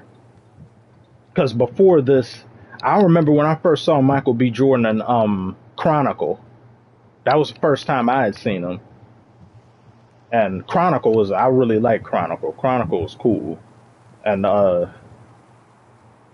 when he was Killmonger in there, he looked the part of Killmonger, but his performance wasn't all that great to me. He had some lines that he delivered. I was like, Black Panther in general was not that great of a movie, but that's a conversation that for another time. I heard more and more people are now starting to talk about it and be all like, yeah, I don't think Black Panther. I was like, it really wasn't. It wasn't a bad movie, but it wasn't amazing. It wasn't like, oh my God, but the political ramifications and things that were behind it made people think it was better than what it actually was. I think they could have done far more with Black Panther. That movie should have been better. In terms of special effects, that's one of the worst Marvel movies in terms of special effects. The special effects weren't good. There were too many dark scenes, and it was like the scenes were made purposefully dark to mask how bad the CGI was. Particularly when he's fighting Killmonger at the end, that's a PS2 cutscene. I don't know why they made that look like that.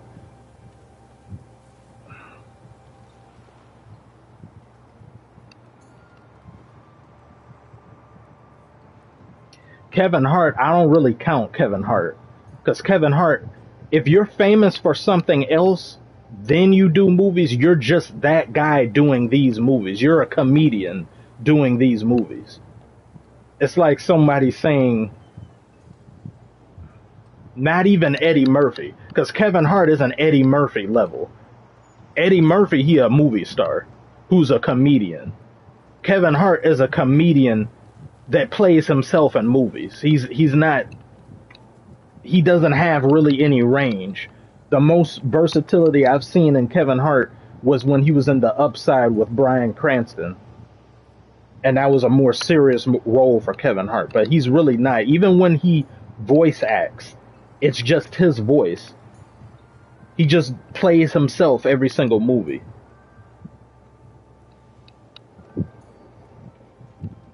Haley Steinfeld, now with Sinner, she's getting there. Prior to this, I wouldn't say so. But now I think she's going up the ladder. You two better score, Tay. How are you doing? Yeah, Chadwick, that's real sad. That's just, that man, he was in all those movies and he had cancer and never said anything, never did anything. Like, Will out of this world doing all of that. Thoughts on Jason Momoa playing Blanca in Street Fighter 6? I'm not familiar enough with Street Fighter 6. If he is, I guess it must be somebody he really looks like, or people have been asking he played it. I don't know too much about Street Fighter. I got one of my main friends, he plays Street Fighter a lot and all that, but I've never been into that franchise.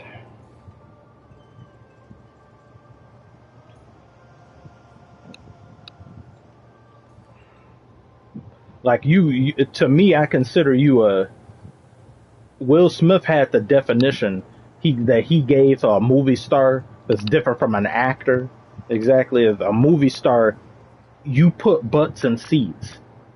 People come here because you're the main attraction. You put my name on it, then people show up for this. You're an actor. That's a little bit different than a movie star. A movie star doesn't have to be a good actor. Again, sorry if the power cuts out, because this light been flickering on and off.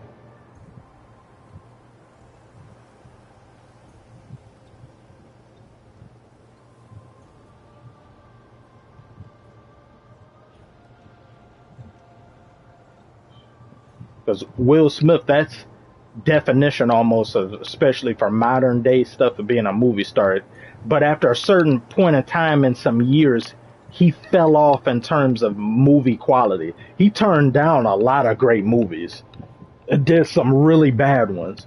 He turned down The Matrix, but The Matrix would not have been as good if it were him. I feel like destiny exists in some way.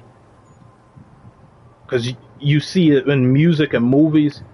Sometimes movie roles find the person it needs to find, and then it fulfills itself. Or music, this beat goes to the person it should. If Will Smith was in The Matrix, it wouldn't have hit the same way as it did, like with Keanu Reeves doing it. He turned down The Matrix, he turned down Inception, he turned down Django. I think he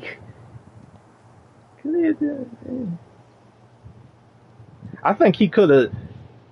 you could. I don't think it made that big a difference if it is Jamie Foxx doing Django or Will Smith doing Django. Inception, I think that would have changed the movie somewhat. If that was Will Smith instead of Leonardo DiCaprio.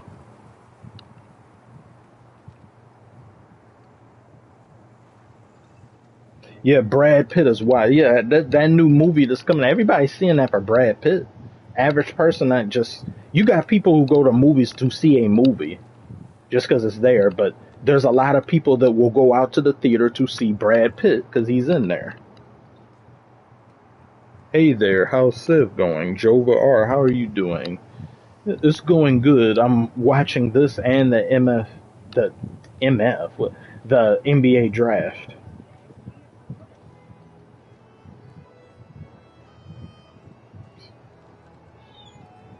Let my focus wane too much from one to the other.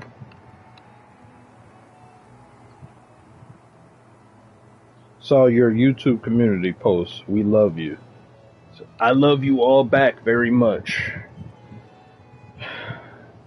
None of this would have been possible at all if, no matter what things people say about anybody, those people can't get to where they want to go or get anywhere without people taking a chance on them and investing their time or anything else into them.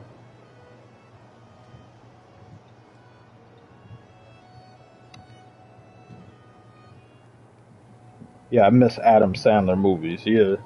Adam Sandler, that's a movie star. You go to the Adam Sandler movie, new Adam Sandler movie.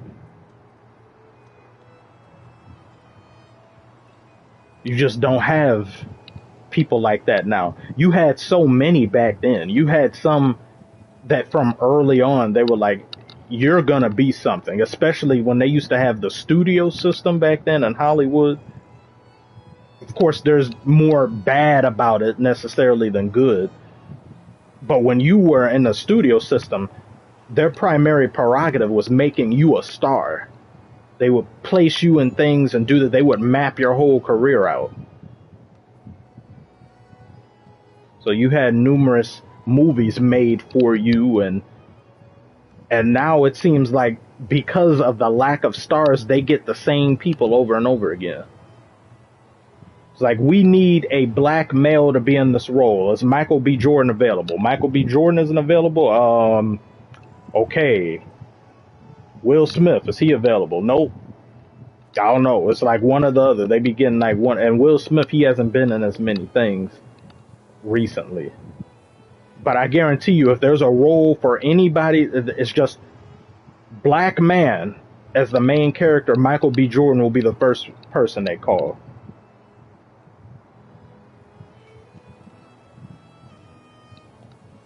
Idris Elba, yeah, that's someone. Yeah, he been in a lot of stuff. Jamie Foxx, I won't say as much anymore because he's been out. His health concerns and stuff that he's been somewhat out of it. Jamie Foxx was supposed to play Mike Tyson in a biopic the same way he did Ray Charles. I'm still waiting on that. I remember when he first started talking about it. It's like 4 or 5 years ago now. I guess that movie isn't happening, and I wanted to see that. He would have killed that role. Because not only can he do Mike Tyson's impersonation, he can do full-on Mike Tyson, not just the exaggerated impersonation. It's like, yeah, I murder you, you can't. That's just an exaggerate. Like, he can talk like Mike. He's got the mannerisms, the physical things down. He's got all that. I guess that's just not happening now.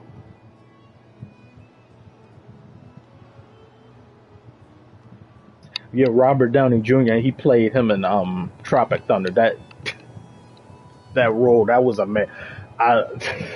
He killed that role. I'm sorry. He murdered that role. That was hilarious. That was one of the funniest movies that I think has come out the past 20 years.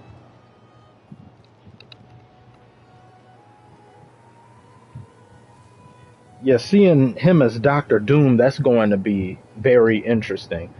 I still don't like it being him, though. Because I wanted Doctor Doom to be his own thing. So now whenever people look at Doctor Doom, they think of Robert Downey Jr., who played Tony Stark, and now he's playing that. I know why they're getting him, because they're desperate. If they were where they want to be, if they were themselves like they were in 2017, they wouldn't have recasted him because they had peak interest. This is a move you do when you know you're losing people. Yeah, he does have massive range. I just don't like him as Doom.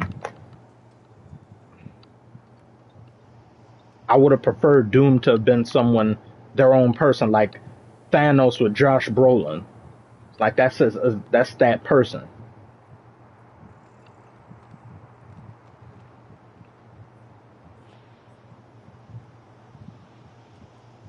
Doctor Doom movie gonna put asses in seats. Yeah, there's gonna be people they go come out and see that.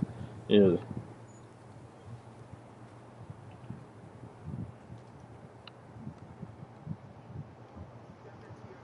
Look back at the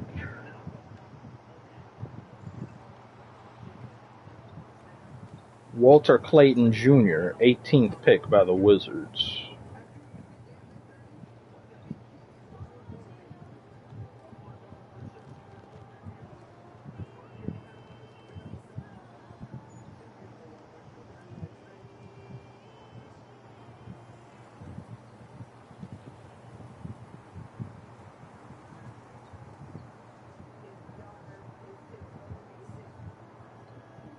Is that Rich Paul? Rich Paul somebody agent already here? Or is he just there?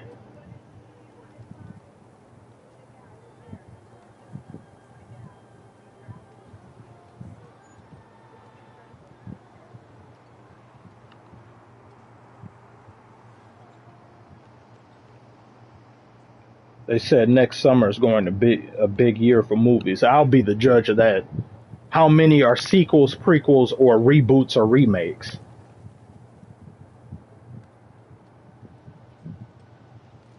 It's these sequels and these reboots, and I'm tired of them. And no matter how much you may complain about let me see. I'll turn this off. Is it hot? No, it's not really hot no more. Okay, I could turn that off. Maybe the quality, sound quality, is up better. That people cry so much about originality. They want originality, but when something original comes, they don't go and see it. Like not Pixar, Disney had two movies that came out in the past month or two. Nobody saw them, but then that's also Disney's fault because they did shit advertising for them. Like I didn't know either of these two movies existed until 2 weeks into them being in the theater. I was like, oh, I didn't know it was there. But most people aren't looking at that. They'd rather go and see the same movie that they saw when they were little, but just live action. I can't get behind 97 to 90, 95, 97% of these live action movies. I just don't. I have very little interest. How they were able to con the populace into seeing the same shit that they've already seen again, that is one of the biggest just con jobs. Let me show you the same thing that you already know. Like imagine sitting down to a movie that you've seen before. You know everything before it even happens. And they bought people into that. That Lilo and Stitch thing, I didn't get to see the Lilo and Stitch movie. But them not having Gantu in there is dumb. I said, well, don't make the movie. It's like, oh, well, the practicality of having Gantu in there, we thought about it and it didn't make sense. It was difficult. It's like, okay, then don't make the movie. But whatever, they made hundreds of millions of dollars, so my opinion doesn't matter.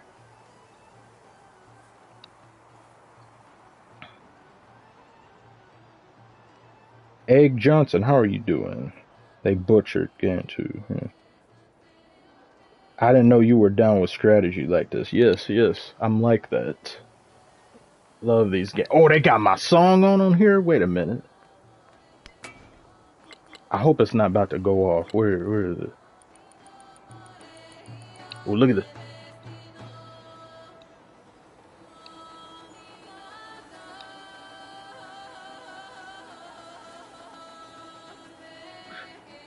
Is it about to go off though?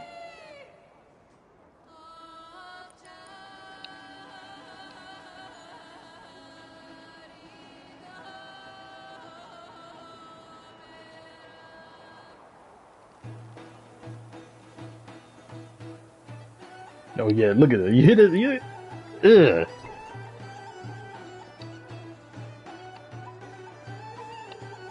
That goes hard on the raft. That goes hard in the canteen.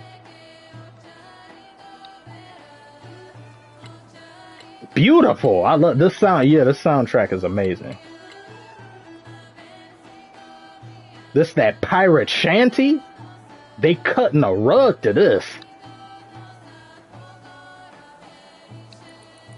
All right, I'm gonna turn it down now.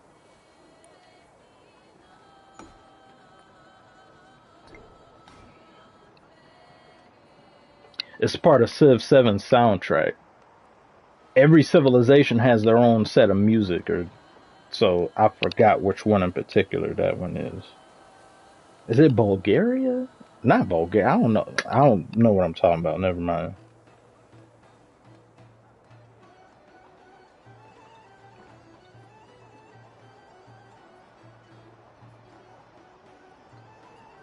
So there's this damn mosquito or something. This I hate summer, man. I don't like summer. I do not like summer. Now that I think about it, I've never cared for summer like that. You feel as though you do just because when you're little, that means no more school. So you're like, yay, summer. But you just like that you're not in school. Summer itself, I just don't, this hot weather, I don't fucks with this weather. I don't at all. I don't live up here to get hit with 90 something degrees. Just, it's disgusting. There's mosquitoes all over the place. You get bitten up. It's so hot, you can't do much of anything. You bat an eyelash or you go to brush your hair, you're sweating like you just ran a marathon. You go over here spending a bunch of money on air conditioning costs because of the heat. And I don't even have an air conditioner. So it just makes a shitty type of weather even worse because you're getting baked and cooked in your own house. The sun rays, people getting skin cancer and stuff and certain areas like that. It's like, no. Fall, like late fall, winter, and spring are okay with me. Summer can get the hell out of here.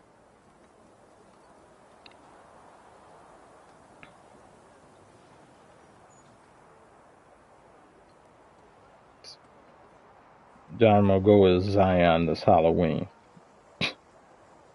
Yeah, if I gain more weight, may as well.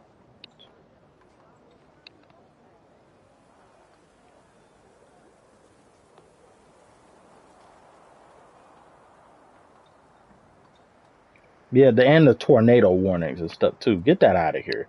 It should never. It should never. Yet another reason. Yet something else I need to be in charge of. It should never be above 80 degrees up here in Michigan and just northern hemisphere stuff. Never. And that's me being lenient. In all honesty, I'd prefer it if it's just 75. 75, somewhere 75 and 80. That's as high as it should ever go. And 85 is just kind of like just pushing it. But to be in the 90s, like, knock it off. Honestly, get over yourself, son. Yeah, in Detroit. Being baked and broiled. And when you don't have an air conditioner, it's way worse. This house, on top of shitty electrical system, has no insulation. So anything that's outside, it's double in here. So if it's 90 some outside, it'll be damn near 100 in here. And try to cook something in this house, it's like 108 degrees, which it was the past 2-3 days. Wait just a second.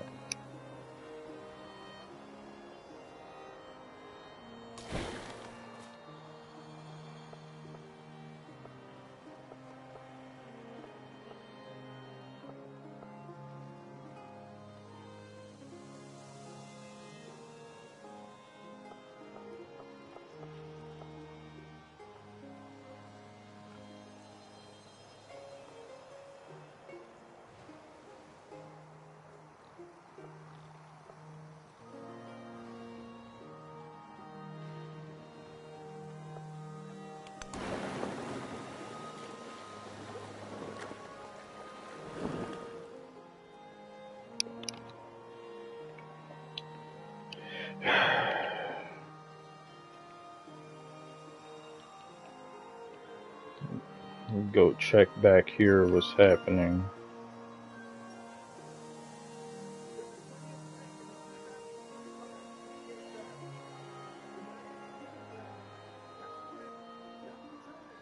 Kasparas Yakuchonis. Kasparas Yakuchonis. That is a name.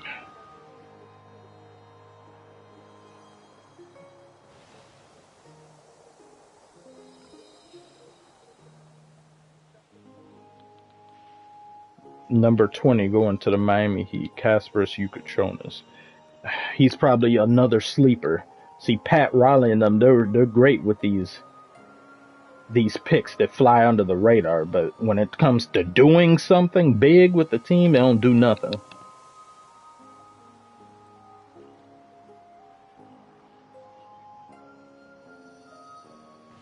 It gets so hot in Texas, you could cook an egg on the sidewalk. I don't fucks with none of that. Never. It makes me more irritated because Michigan is, I would prefer to just stay in Michigan completely. If I'd be just like Eminem. I don't care if I would have won the lottery, millions of dollars. My primary residence would remain in Michigan. Michigan don't really have crazy weather. It has bipolar weather, but I don't got to deal with nothing, no tornado alley, really. I don't have to deal with hurricanes, earthquakes. It's a low-key state that not a lot of people be really thinking about, and it's just the setting. So I'd be like, yeah, just primarily stay here. Going to some of these other places is just, no, I don't like the scene that's there. Not my cup of tea. These places like LA, New York, and all that are.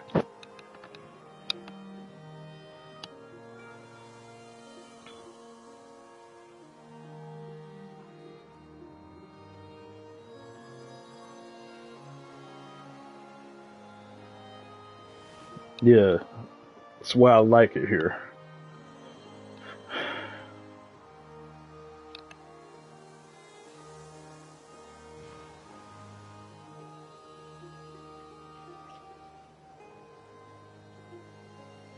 Yeah, houses do get hot. See, yeah, because they got AC, so they don't be understanding. Like they be like, oh, I'm hot right now as I'm outside, but I just go home, cool, temperate breeze in here. I don't know what that is.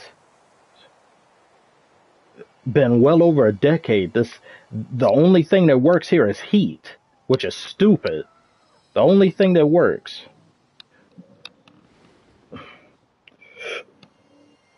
I don't know what it's like I forgot what it's like having an air conditioner that works.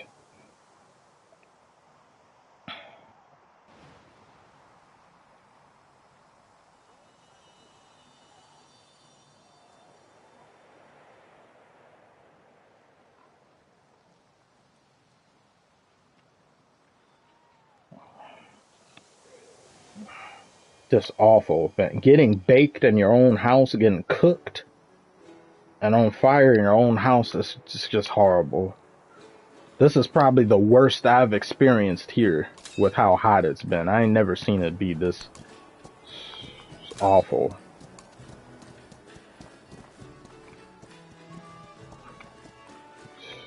I'm gonna declare war and get this port out of here. I can't even leave with my ship. I have to be open border policy with him in order to do that with damn Augustus. It's annoying.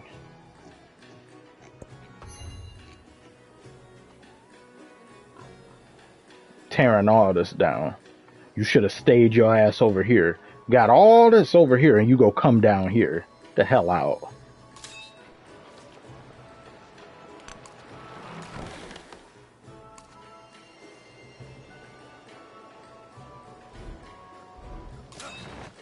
Oh, it's not enough here.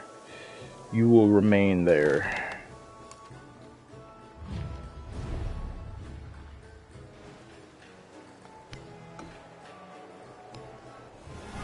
I don't care.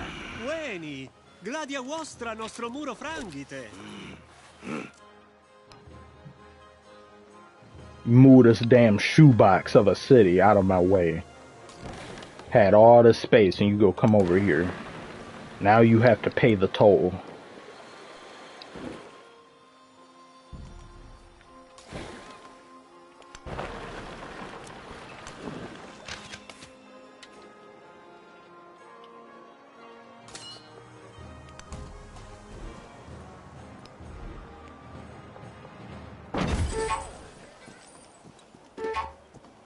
Yeah, they are low happiness, yeah, war weariness. Get unweary. We got a job to do. I'm doing this for y'all, the people.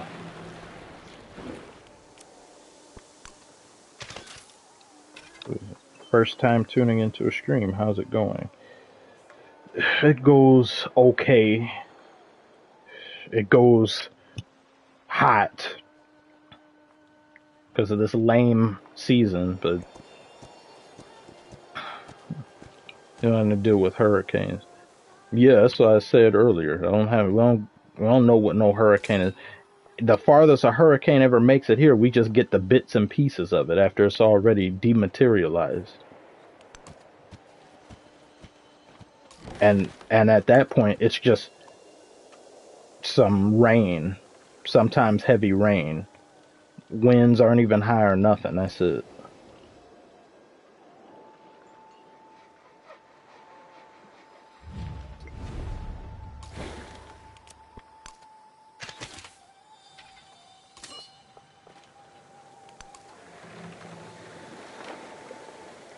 Just pull up on them. I love these navigable rivers. Look how cool that looks. Look at that. Ah, everybody's here to play. Everybody is here. The gang's all here. Ah! Attack me before I can even establish a foothold. And then you leave your city unguarded. Foolish.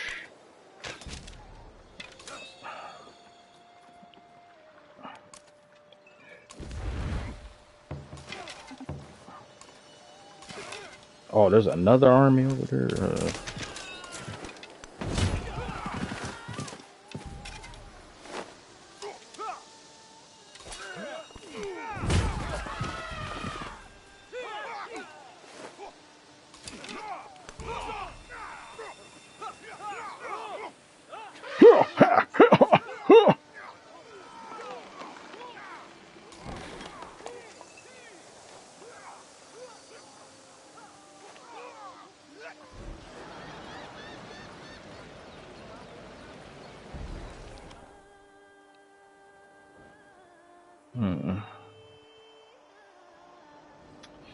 Yes, when you have a settler, we need more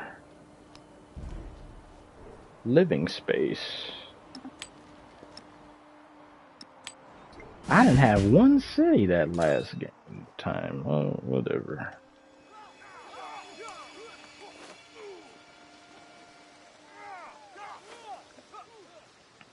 Are you playing online or by? No, this is just single player. I don't play these games for online.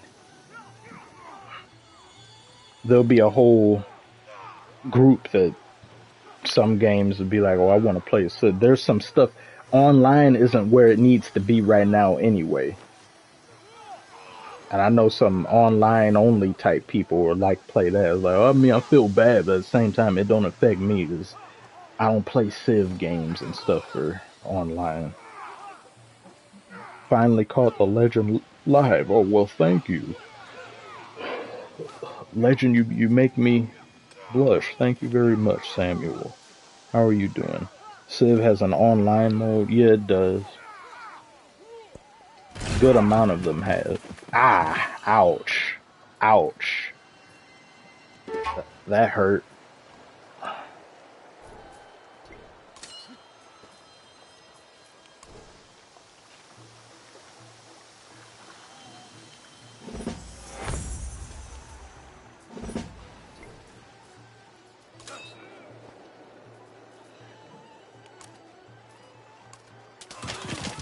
Yeah, get them out of here.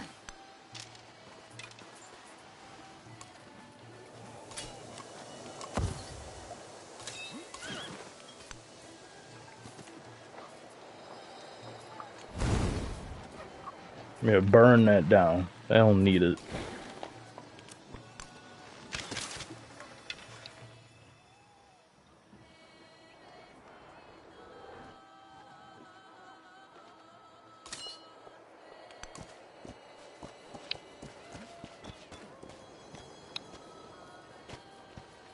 Do you think Lakers is the most biased team in the league? Biased? How do you mean? What, just the league's favorite? Or they like to give them things before other people?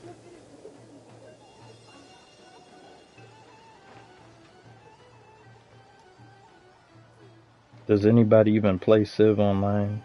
That would be, yeah, a surprising amount of people, yeah. There's this thing called hot seat that isn't in there, that I think it's whatever you do is being shown to everyone else. So it goes turn by turn, so everyone sees what you're doing, and there's people that like that. Not my cup of tea.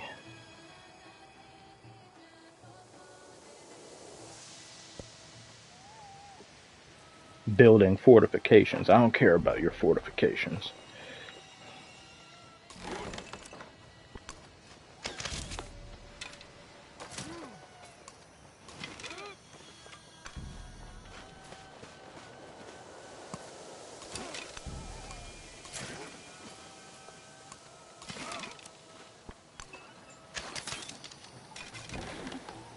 Ah, I can't shoot. Did I just shoot already?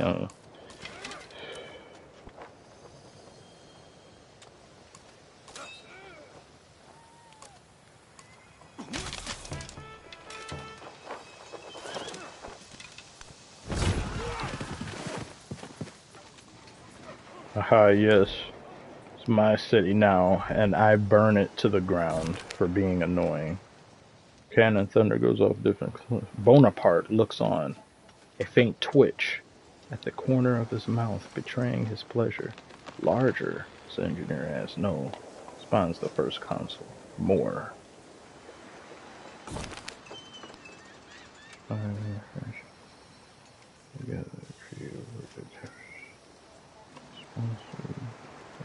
Never promise anything except what you are willing to give.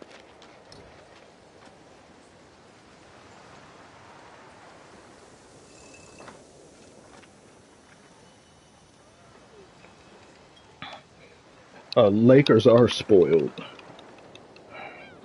And I feel the NBA, they do be prioritizing their big markets for obvious reasons.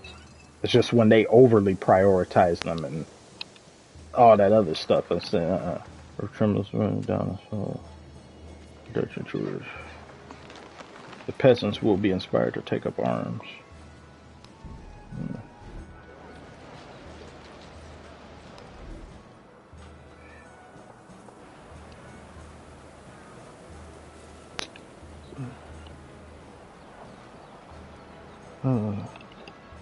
Damn, if I could get some to... It's a mosquito, if I could get some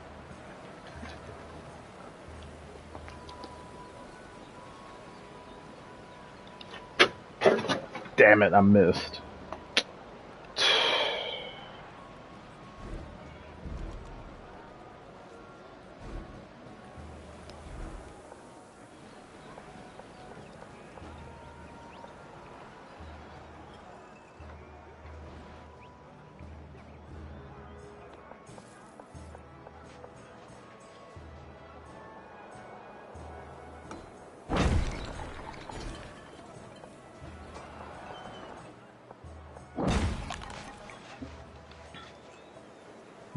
Miami got Tingus Pingus. What, that just... Are you going to stream during the second round tomorrow? I might. I'll try to, I think. I'm not too sure in being able to. It's just, I have to see if it works out, just because with this power issue and all that.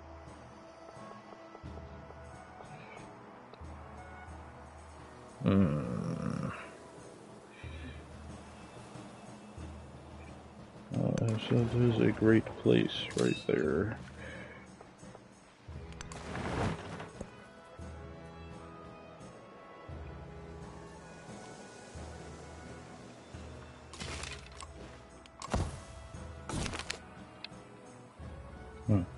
Lakers in 5. Yep. That's what they get. That's what they deserve. Set themselves up for that. Starting to get hot in here again.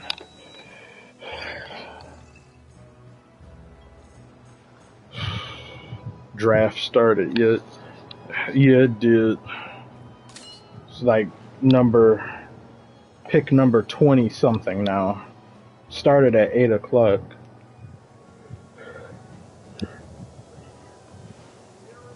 Pick number 22, Drake Powell.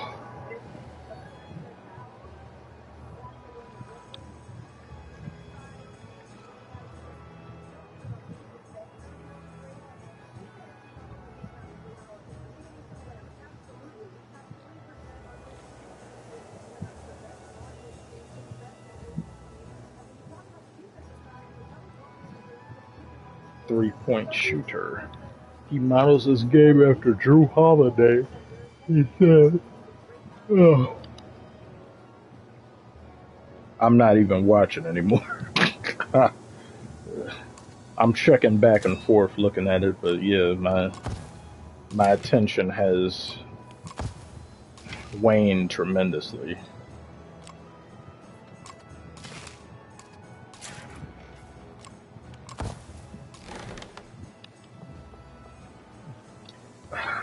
Topic for I'm gonna make a video about this eventually.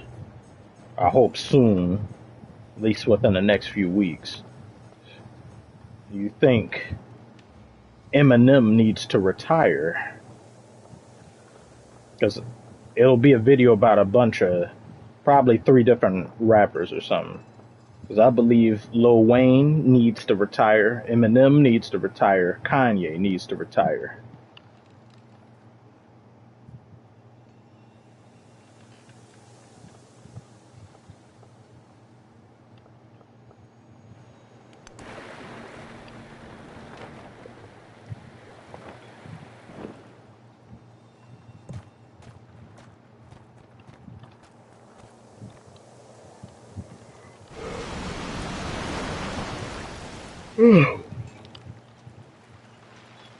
I feel like Eminem retired long time ago, been rapping for a decade. Wait, how does it sound? I'm gonna make it.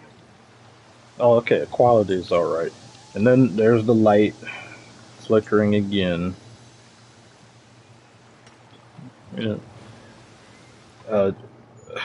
Eminem needs to retire more than Drake, and that I don't like saying that, but he with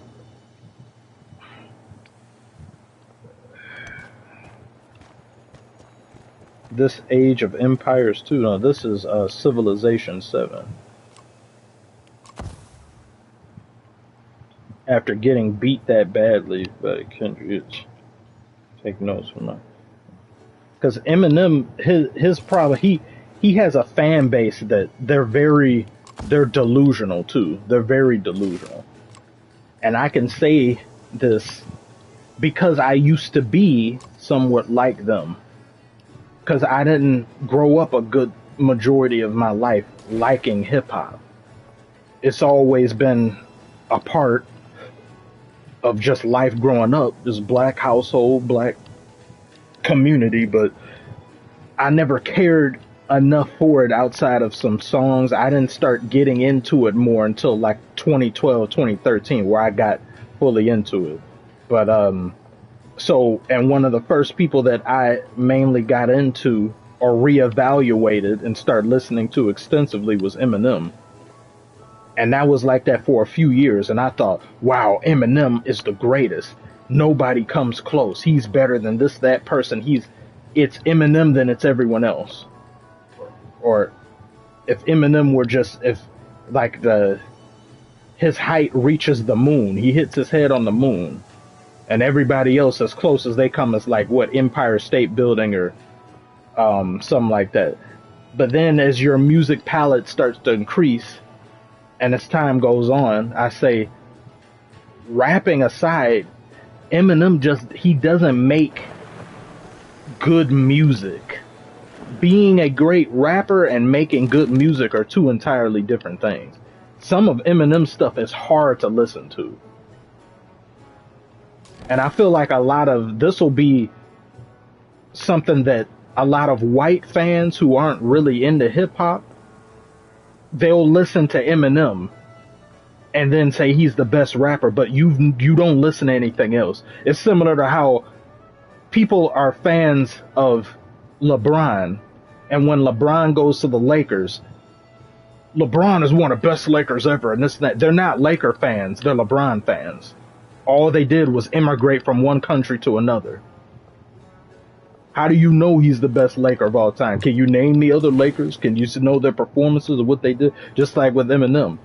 So my thing for Eminem, I still think in terms of just rapping period, he's near untouchable.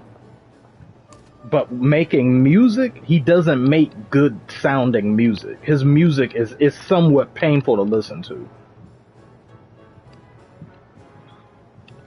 Anymore now. That's just been in the last 10 years or so, or like not even 10 years, I say less than that. Because his worst material he's ever put out was Revival and onwards. Some of the music is just unlistenable.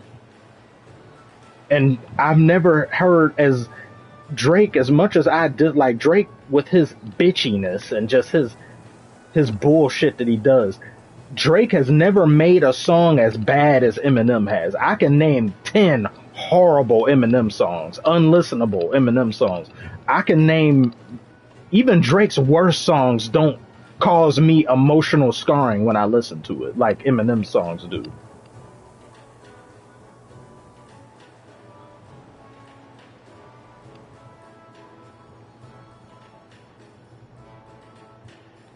Time review.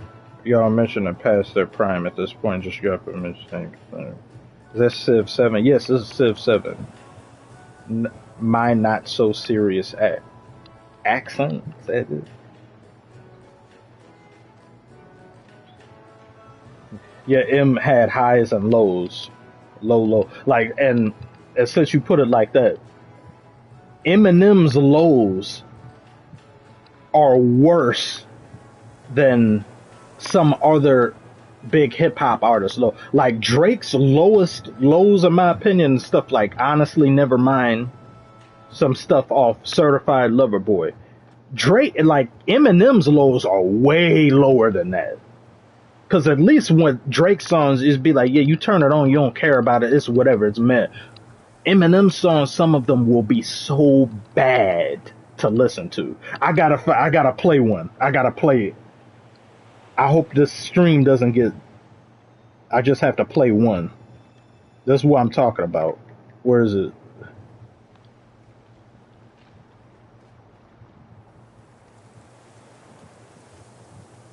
Where is it?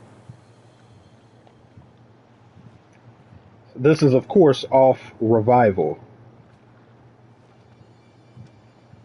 Hold on. Where is it? Where is it? All right, 1 second. Wait, I'm at the final one part. Wait.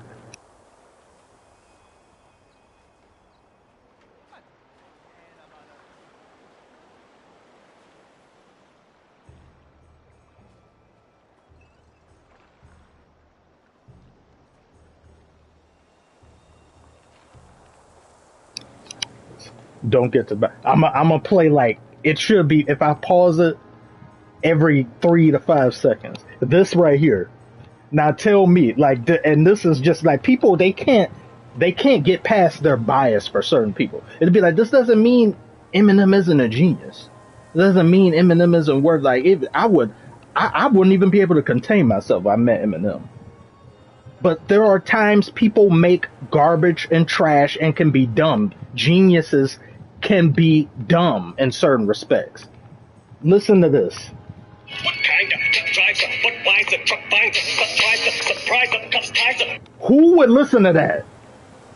Who on earth listens to that and think that's good? That is horrendously bad. That is nonsensical. That is gibberish. It's painful to listen to.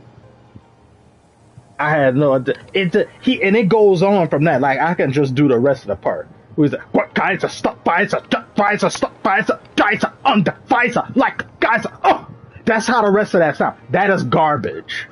That is utter garbage. Who listens to that? How do you dance to that? What do you do while you listen to that? Are you in heavy machinery? Are you killing somebody in a forest? I imagine somebody killing someone in a forest listening to this. I don't know what other way you listen to it. Like, what other thing would you be doing to listen to something like that? That is terrible. Nobody's in the studio to tell him stop. If Dr. Dre was in there, he wouldn't have allowed him to come out with this. This is horrible. Drake has never made something as bad as that. And I can play 9 or 10 other Eminem songs that sound just like that, if not worse. Well, that's probably one of the worst he's ever made. Doesn't make Drake better than him on all time anything. It's just Eminem's lows are worse than some people's other lows. And the only things that I would put that rival this in terms of lows will be Kanye's off of Vultures 1 and Vultures 2. Because not only are some of them unlistenable, they're not properly mixed. And they're unfinished. You release unfinished songs and charge people money. That's microtransaction listening. You might as well just start DLCs. Oh, the song may be trash now, but give me a few weeks and it'll be mid. His Venom song, that Venom song is horrible too. It works only because some people they just think of the Venom connotation with it. But the song itself is just not good. Venom, Venom, Venom, Venom. Nobody knows the lyrics to that. They just can hum it. Nobody knows what any of that.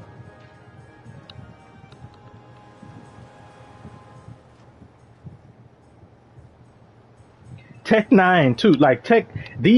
It's like you exist where you are, but you can't make a song to save your life. There's a difference between battle rappers and lyrical miracle spiritual individuals. Lyrical miracle individuals can do lyrical shit and be amazing, but they cannot make a song to save their lives.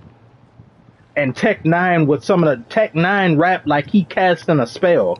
Like he's a Harry Potter's character, like a Harry Potter character. He whips out a wand and he's like, go with it, sorry with it, right, with it, sorry with it, right. Like the average person is gonna look like, what the hell is that? Turn that off. They don't want to hear that. I just don't get how Eminem allowed his ear to become so bad that he releases stuff like this. He never used to be this bad. Prime Eminem was not only nasty and untouchable on the mic, he could make good music. Where's the Eminem that made Superman? Superman is probably his only club song outside of him being featured on other people's stuff. Superman is good. You could play that in a club. He couldn't do that now. There's not good music. It doesn't sound good. But you're not getting it, man. The lyrics, the messaging. What good is it if it's packaged in radiation? I don't give a damn about that. People sometimes will think just because the message is good, that means the song is good. I don't care. The message can be amazing. The message of the song can hold the meaning of life. And it can still be trash. And people be too biased about who it is they like and stuff. And I love Eminem, and I can say these things. I can say this about anybody same old thing.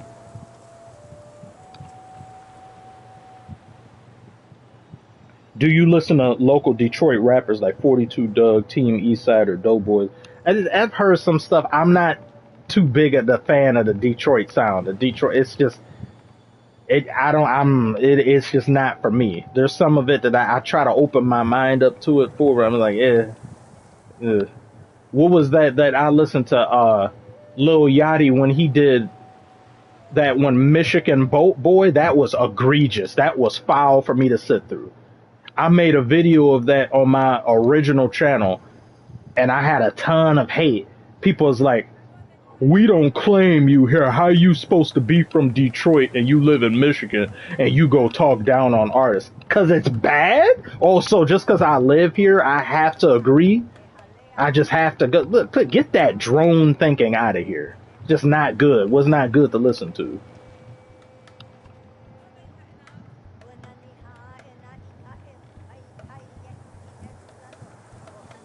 Yeah, where's the Eminem Lose Yourself Until I Collapse? Lose Yourself Until I die. Brilliant. Till I Collapse. That make you want to fight the whole world. 1v the entire world.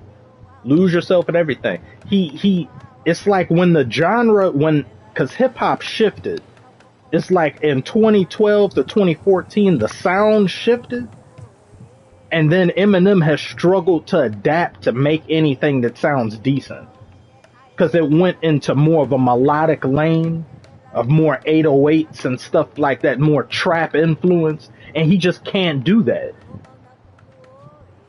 And he's made songs with some people where the original idea of the song was supposed to be a chill, mellowed out song that has club vibes or something close to it.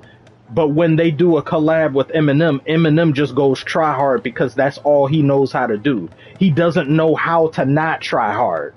It seems like every single time I hear him rap, he's constantly trying to prove, hey, I'm the best rapper ever, or I'm amazing. Hey, did you know that I'm white and I'm an amazing rapper? Old Eminem didn't give a damn whether or not people didn't think him of that. He's since, because of his age now, he just sounds like held a robotic, like he's robotic now. There's no feeling.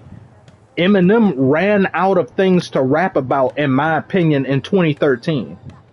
Marshall Mathers LP2, I liked that project. That was good. There were some songs on there that weren't good. Like, I don't like Stronger Than I Was. Stronger Than I Was. I'ma still be humble. I'm stronger than I was. Who wants to listen to that? I don't want to listen to that. But that album, most of those songs were great. Well, I liked them. Everything after that has just been him saying, I don't really know what more I can say except I rappity rap, happity hap, rap, happy. That's all he does. He doesn't have anything meaningful behind those lyrics. It's just rapping about rapping. Whereas someone like Jay-Z has had plenty to say. He's grown well with how he's transitioned into, like, 444 was amazing. Eminem can't make a 444. Because it's like his whole shtick is like this. And now he's angry guy who gets mad at kids getting on his lawn. And he calls them mumble rappers. Like he called MGK, even in his beef with MGK, a mumble rapper. It's like, no, do you even listen to it? It's like MGK isn't and I don't even like to defend MGK. But it's like anybody Eminem perceives as bad is just mumble rapper. And mumble rapper hasn't even been a problem or thing as bad as it has been in years. I think mumble rappers in general either fell off or they had to start enunciating words around 2020 to 2019. Mumble rapper shit was like 2015, 2016, 2017. Just those 3 years. That SoundCloud era. And most of those people, you see where they're at. That didn't age well. That was just a moment in time. And whenever Eminem makes lyrics, like whenever he makes punchlines, they're so dated. It's like he's lagging in real life. He's on Red Bar Connection in real life. Let me make fun of Caitlyn Jenner. Caitlyn Jenner? Is this 2014? 2015? There are so many people to make fun of. I guess we gotta wait 5 more years in order for Eminem to catch up where he makes fun of somebody who got in trouble for doing something in 2020. And Lil Wayne, his problem is like Carter. When Carter 5, I was hyped for Carter 5, but Carter 5 was not what we expected it to be, and not what it was billed to be, because most of that was just him recording things that were new and a few songs that were old, like the song Mona Lisa with him and Kendrick. I love Kendrick's verse. That is an old ass Kendrick verse.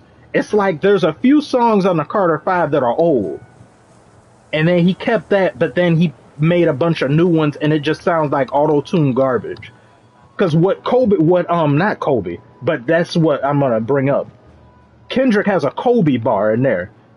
He's like chilling with the Laker on the floor, fourth quarter on the minute with the clap back, Mamba with the bar. That's from 2013. That's when the Carter 5 was being made. That's when around the time it should have came out. Around the time like that, when that was made. Or he coming out with it like 2015 or something. And they talking about Wayne want to do. I feel bad for him not doing the Super Bowl, but you're not a good live performer. You don't need to do the Super Bowl. He'd be up on stage just screaming. He sound like that woman with the hole in her throat that be on them commercials. My name is Mary. He'd be up there. And who want to hear that?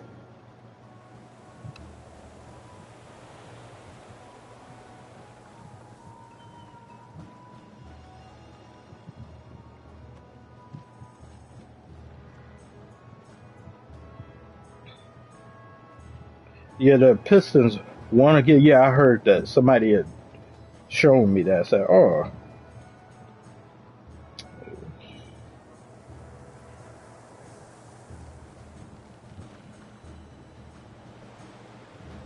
who do you want to perform the Super Bowl next season?" I don't really even know, because there's not too many. We've also just run out of people to do Super Bowls too. Like, I think Jay-Z is supposed to do it, but then Jay-Z, it's like he's got some stadium type songs, but most of those include Kanye or Rihanna. It's like he himself. I just expect an artist of a certain sound to do Super Bowls, and Jay-Z, he doesn't really have the stadium status sound. Like Kanye would be, I think, great for a Super Bowl, but that's never going to happen. In a different timeline, we do have Kanye doing a Super Bowl, but oh well. Rihanna, I had said for the longest, I wanted Rihanna to do the Super Bowl. Amazing for a stadium type thing. Rihanna got bangers for days and weeks. But unfortunately, when she did the Super Bowl, she was pregnant, and the performance just wasn't really that good. I know the people want to get sentimental. They want to be like, look at her, she's doing so great. I'm like, yeah, I could give you credit for doing that, but it's just not good enough of a performance. She was stiff, and there's only certain things that she can do. Travis Scott, he just had to smash. He just had to smash when he did, and then got her knocked up. And when she does it, it's like it wasn't a bad performance. But I'm not gonna put Rihanna's performance anywhere in the top 10. Damn near not even. I don't even think you could put like top 15, because I'd be like, that'd be an insult to some people that's up there. I can't put somebody who's nerfed up there in the top 15 performances. And as much as I like Kendrick's performance, I wouldn't put Kendrick's in the top 5 either. Prince, to me, had probably the best halftime show.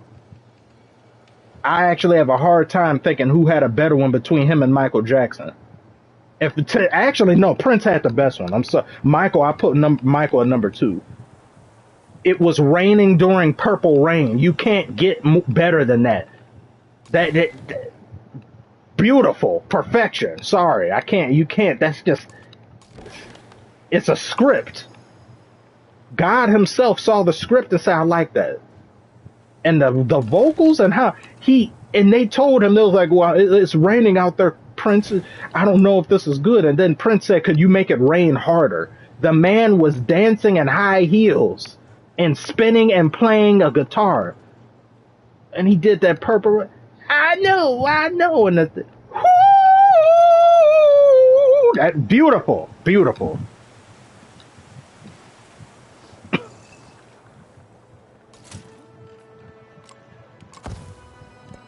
But then I always think hip hop, it has limitations sometimes, or like your more traditional sounding hip hop, because there's a level or feeling that it kind of misses in going. Kanye kind of described some of this when he was making Graduation, because you notice how there were people, you do a hip hop song and then there's people that sometimes it's like they're not saying every single word because it's lyrically verbose, a lot of hip hop songs. Like, so he said, like, strip it down and then have something more for stadium. Eminem did that for the Eminem show. It's got a lot of bangers on there that can do stadiums.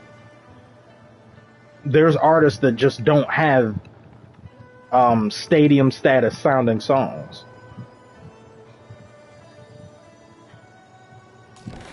I didn't really think Kendrick was one of those either. Like, even after the Super Bowl, I get why, but in terms of like overall stadium thing, it just, the type of artist Kendrick is, amazing lyrics, make you thinking, thoughtful lyrics, it doesn't translate as well to the Super Bowl. And I think there was a disconnect with some people, because I've never seen people automatically, I mean, there's other reasons why, but they were like, worst halftime show performer. I know why, there's reasoning behind that, and they say that. Of course, they go say that about a hip-hop act. But some things just don't translate well, because you can't understand it. My grandmother, when she saw Kendrick's performance, she couldn't understand what he was saying. Older generations like that, or they aren't going to get it. They aren't going to understand what's being said. They literally can't hear what he's saying.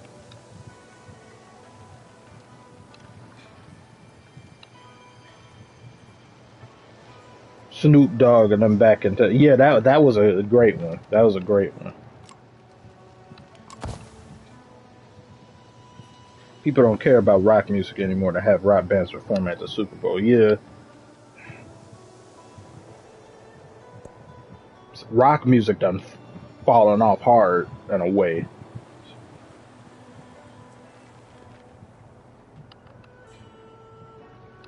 They don't make them like they used to. Like, these songs had a feel about them that I really liked, and they just don't. People don't be doing it no more. I be liking that.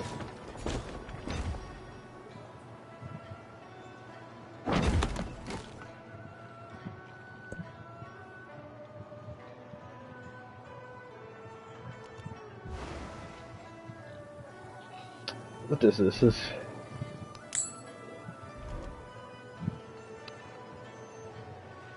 That genre is pretty much irrelevant.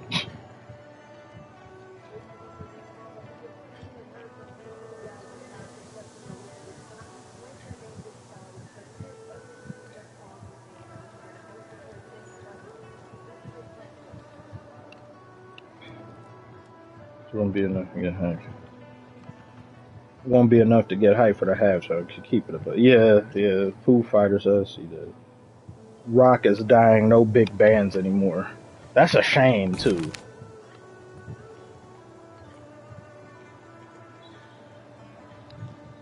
People don't. There's some rock bands back then, the performances they would give, and then that feeling, it's just not there no more.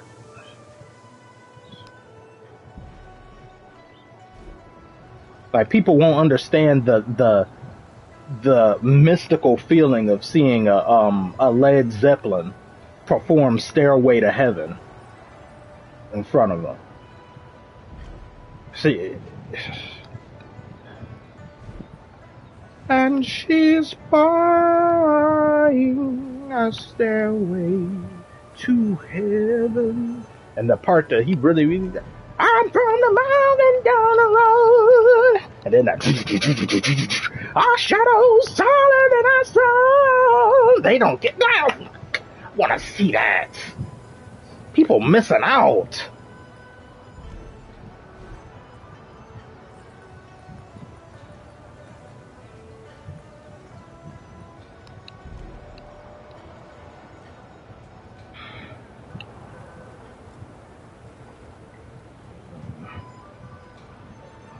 Yeah, Robert Plant is amazing. Like they don't get like the showmanship and that level is just it's lost nowadays with stuff. And most of the time and mainly this is a problem in hip hop that I don't like. I don't think you're a good performer if you rely on the backing track. And this is still primarily a hip hop problem. I do not think you a great performer if I'm hearing the song more so than you live. Drake, and that's something that like Drake fans and them though. Drake has the thing playing. And most of when I see his performances, I was like, this is pretty boring. It's like he's not doing too much anything outside of his little gestures and his like he's got the full song to be playing. Other people too, some of these newer artists. You're not quality performer because if I were to remove the backing track, how good are you? A lot of these people are just makeshift and fabricated with how the labels and stuff do stuff. It's like, yeah, you may be a star as they call it, but if an average person asked you to right now do what it is that makes you famous or display your skill or talent, a lot of them use auto-tune. They rely on auto-tune. They rely on all these smokes and mirrors. They can't do anything that would make you think they deserve the money that they get. It's all just great marketing.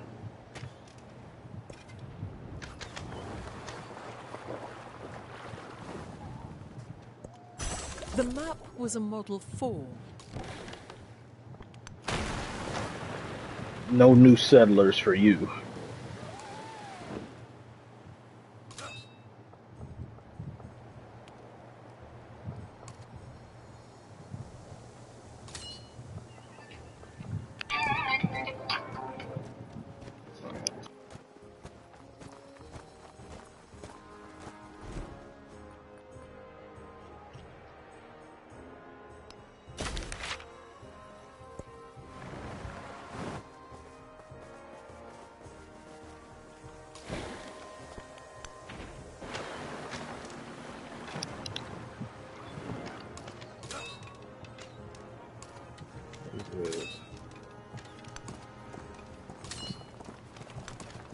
Wait, was I already at? No, I'm already at war. Oh, Phil, there's no more showmanship in anything anymore. Imagine Queen in the prime of Freddie Mercury. Yeah, I was literally thinking about him as I was saying. So, halftime show, that would have been great. Yeah.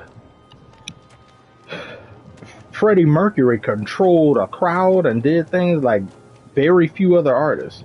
Is Cardi more than just beats? Sometimes, yeah, but not like I don't. It's more like these artists are more. It's just some of these artists that's like him, and it's the presentation and all of that makes the show makes them look better than they are. Like Travis Scott from some of his concerts and stuff. The production quality and all of that of the concert will be amazing. Like it will be all that, but I just still don't hold you in that high regard if I know it's not you yourself doing it. Like there's no artist really now that can do anything Freddie Mercury was doing when he got on the crowd. He can just stand there. He don't have to be constantly getting hype and doing cartwheels and all that to make a whole audience go like, ooh, ah.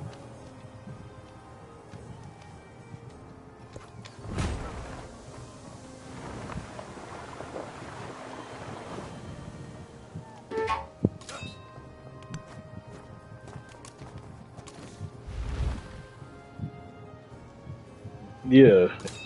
Yeah, anthems for sure. I think he is sending all this over. Hell out of here.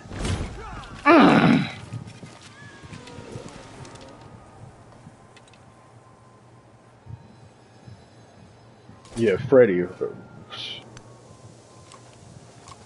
That one song,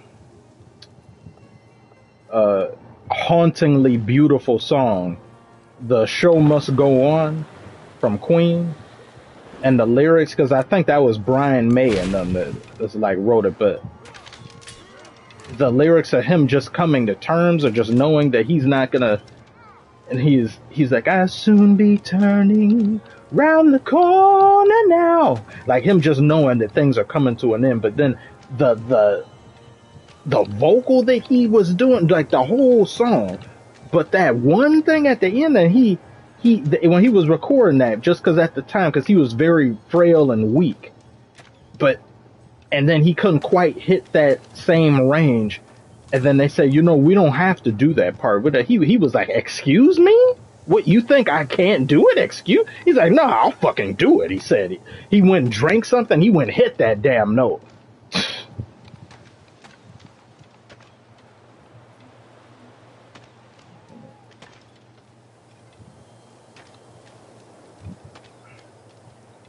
You don't get performers and artists like that no more. But they aren't supposed to be in abundance, really.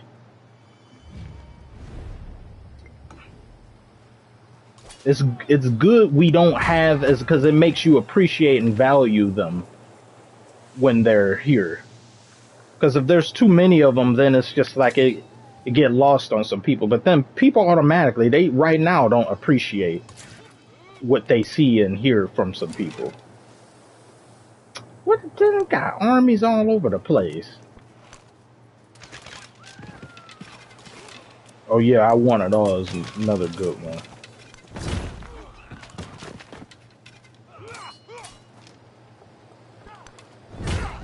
Where are these armies coming from?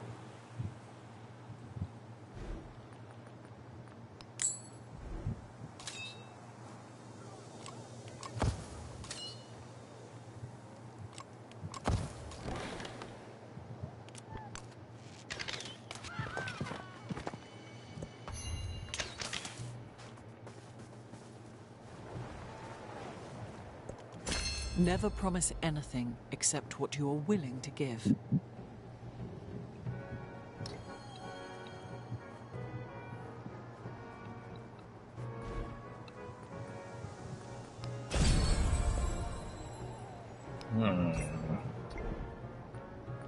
Construction fortification building. Protection toward military unit, the capital of any time.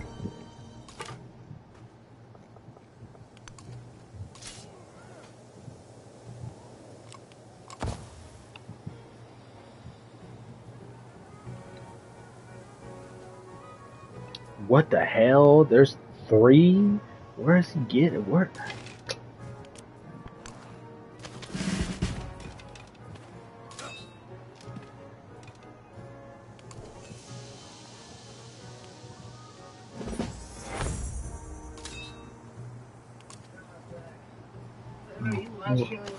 Yeah. What happened? Then it called. You hit it on what? My desk. My chair. My chair was too close to the desk. I got up and this part, like the hard part, hit my spine a little bit. And here. I'm a bad hurts. When did you do this? Seconds ago. Be more careful. Put some. Bless you. Put some. Do you think you need icy hot to go on it? No, I'll probably heal. Finish healing in the morning. Bless you.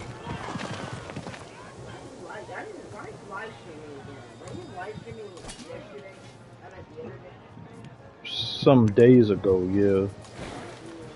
Why not? It was the NBA draft. I was switching between this and that. See that? Bless you. Stop it! Stop with that sound after the sneeze. What sound? I'm just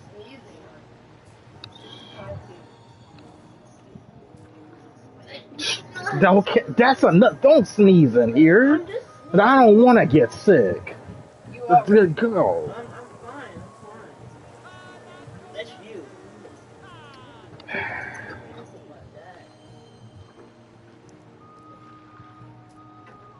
Close the door properly.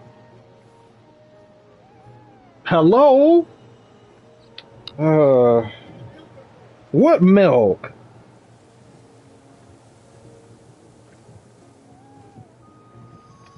Oh my goodness.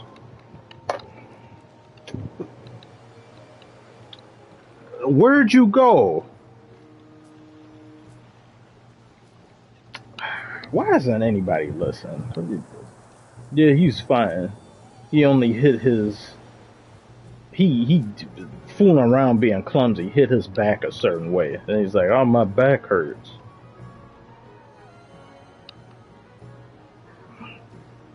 Okay, I'm back with the milk. Here.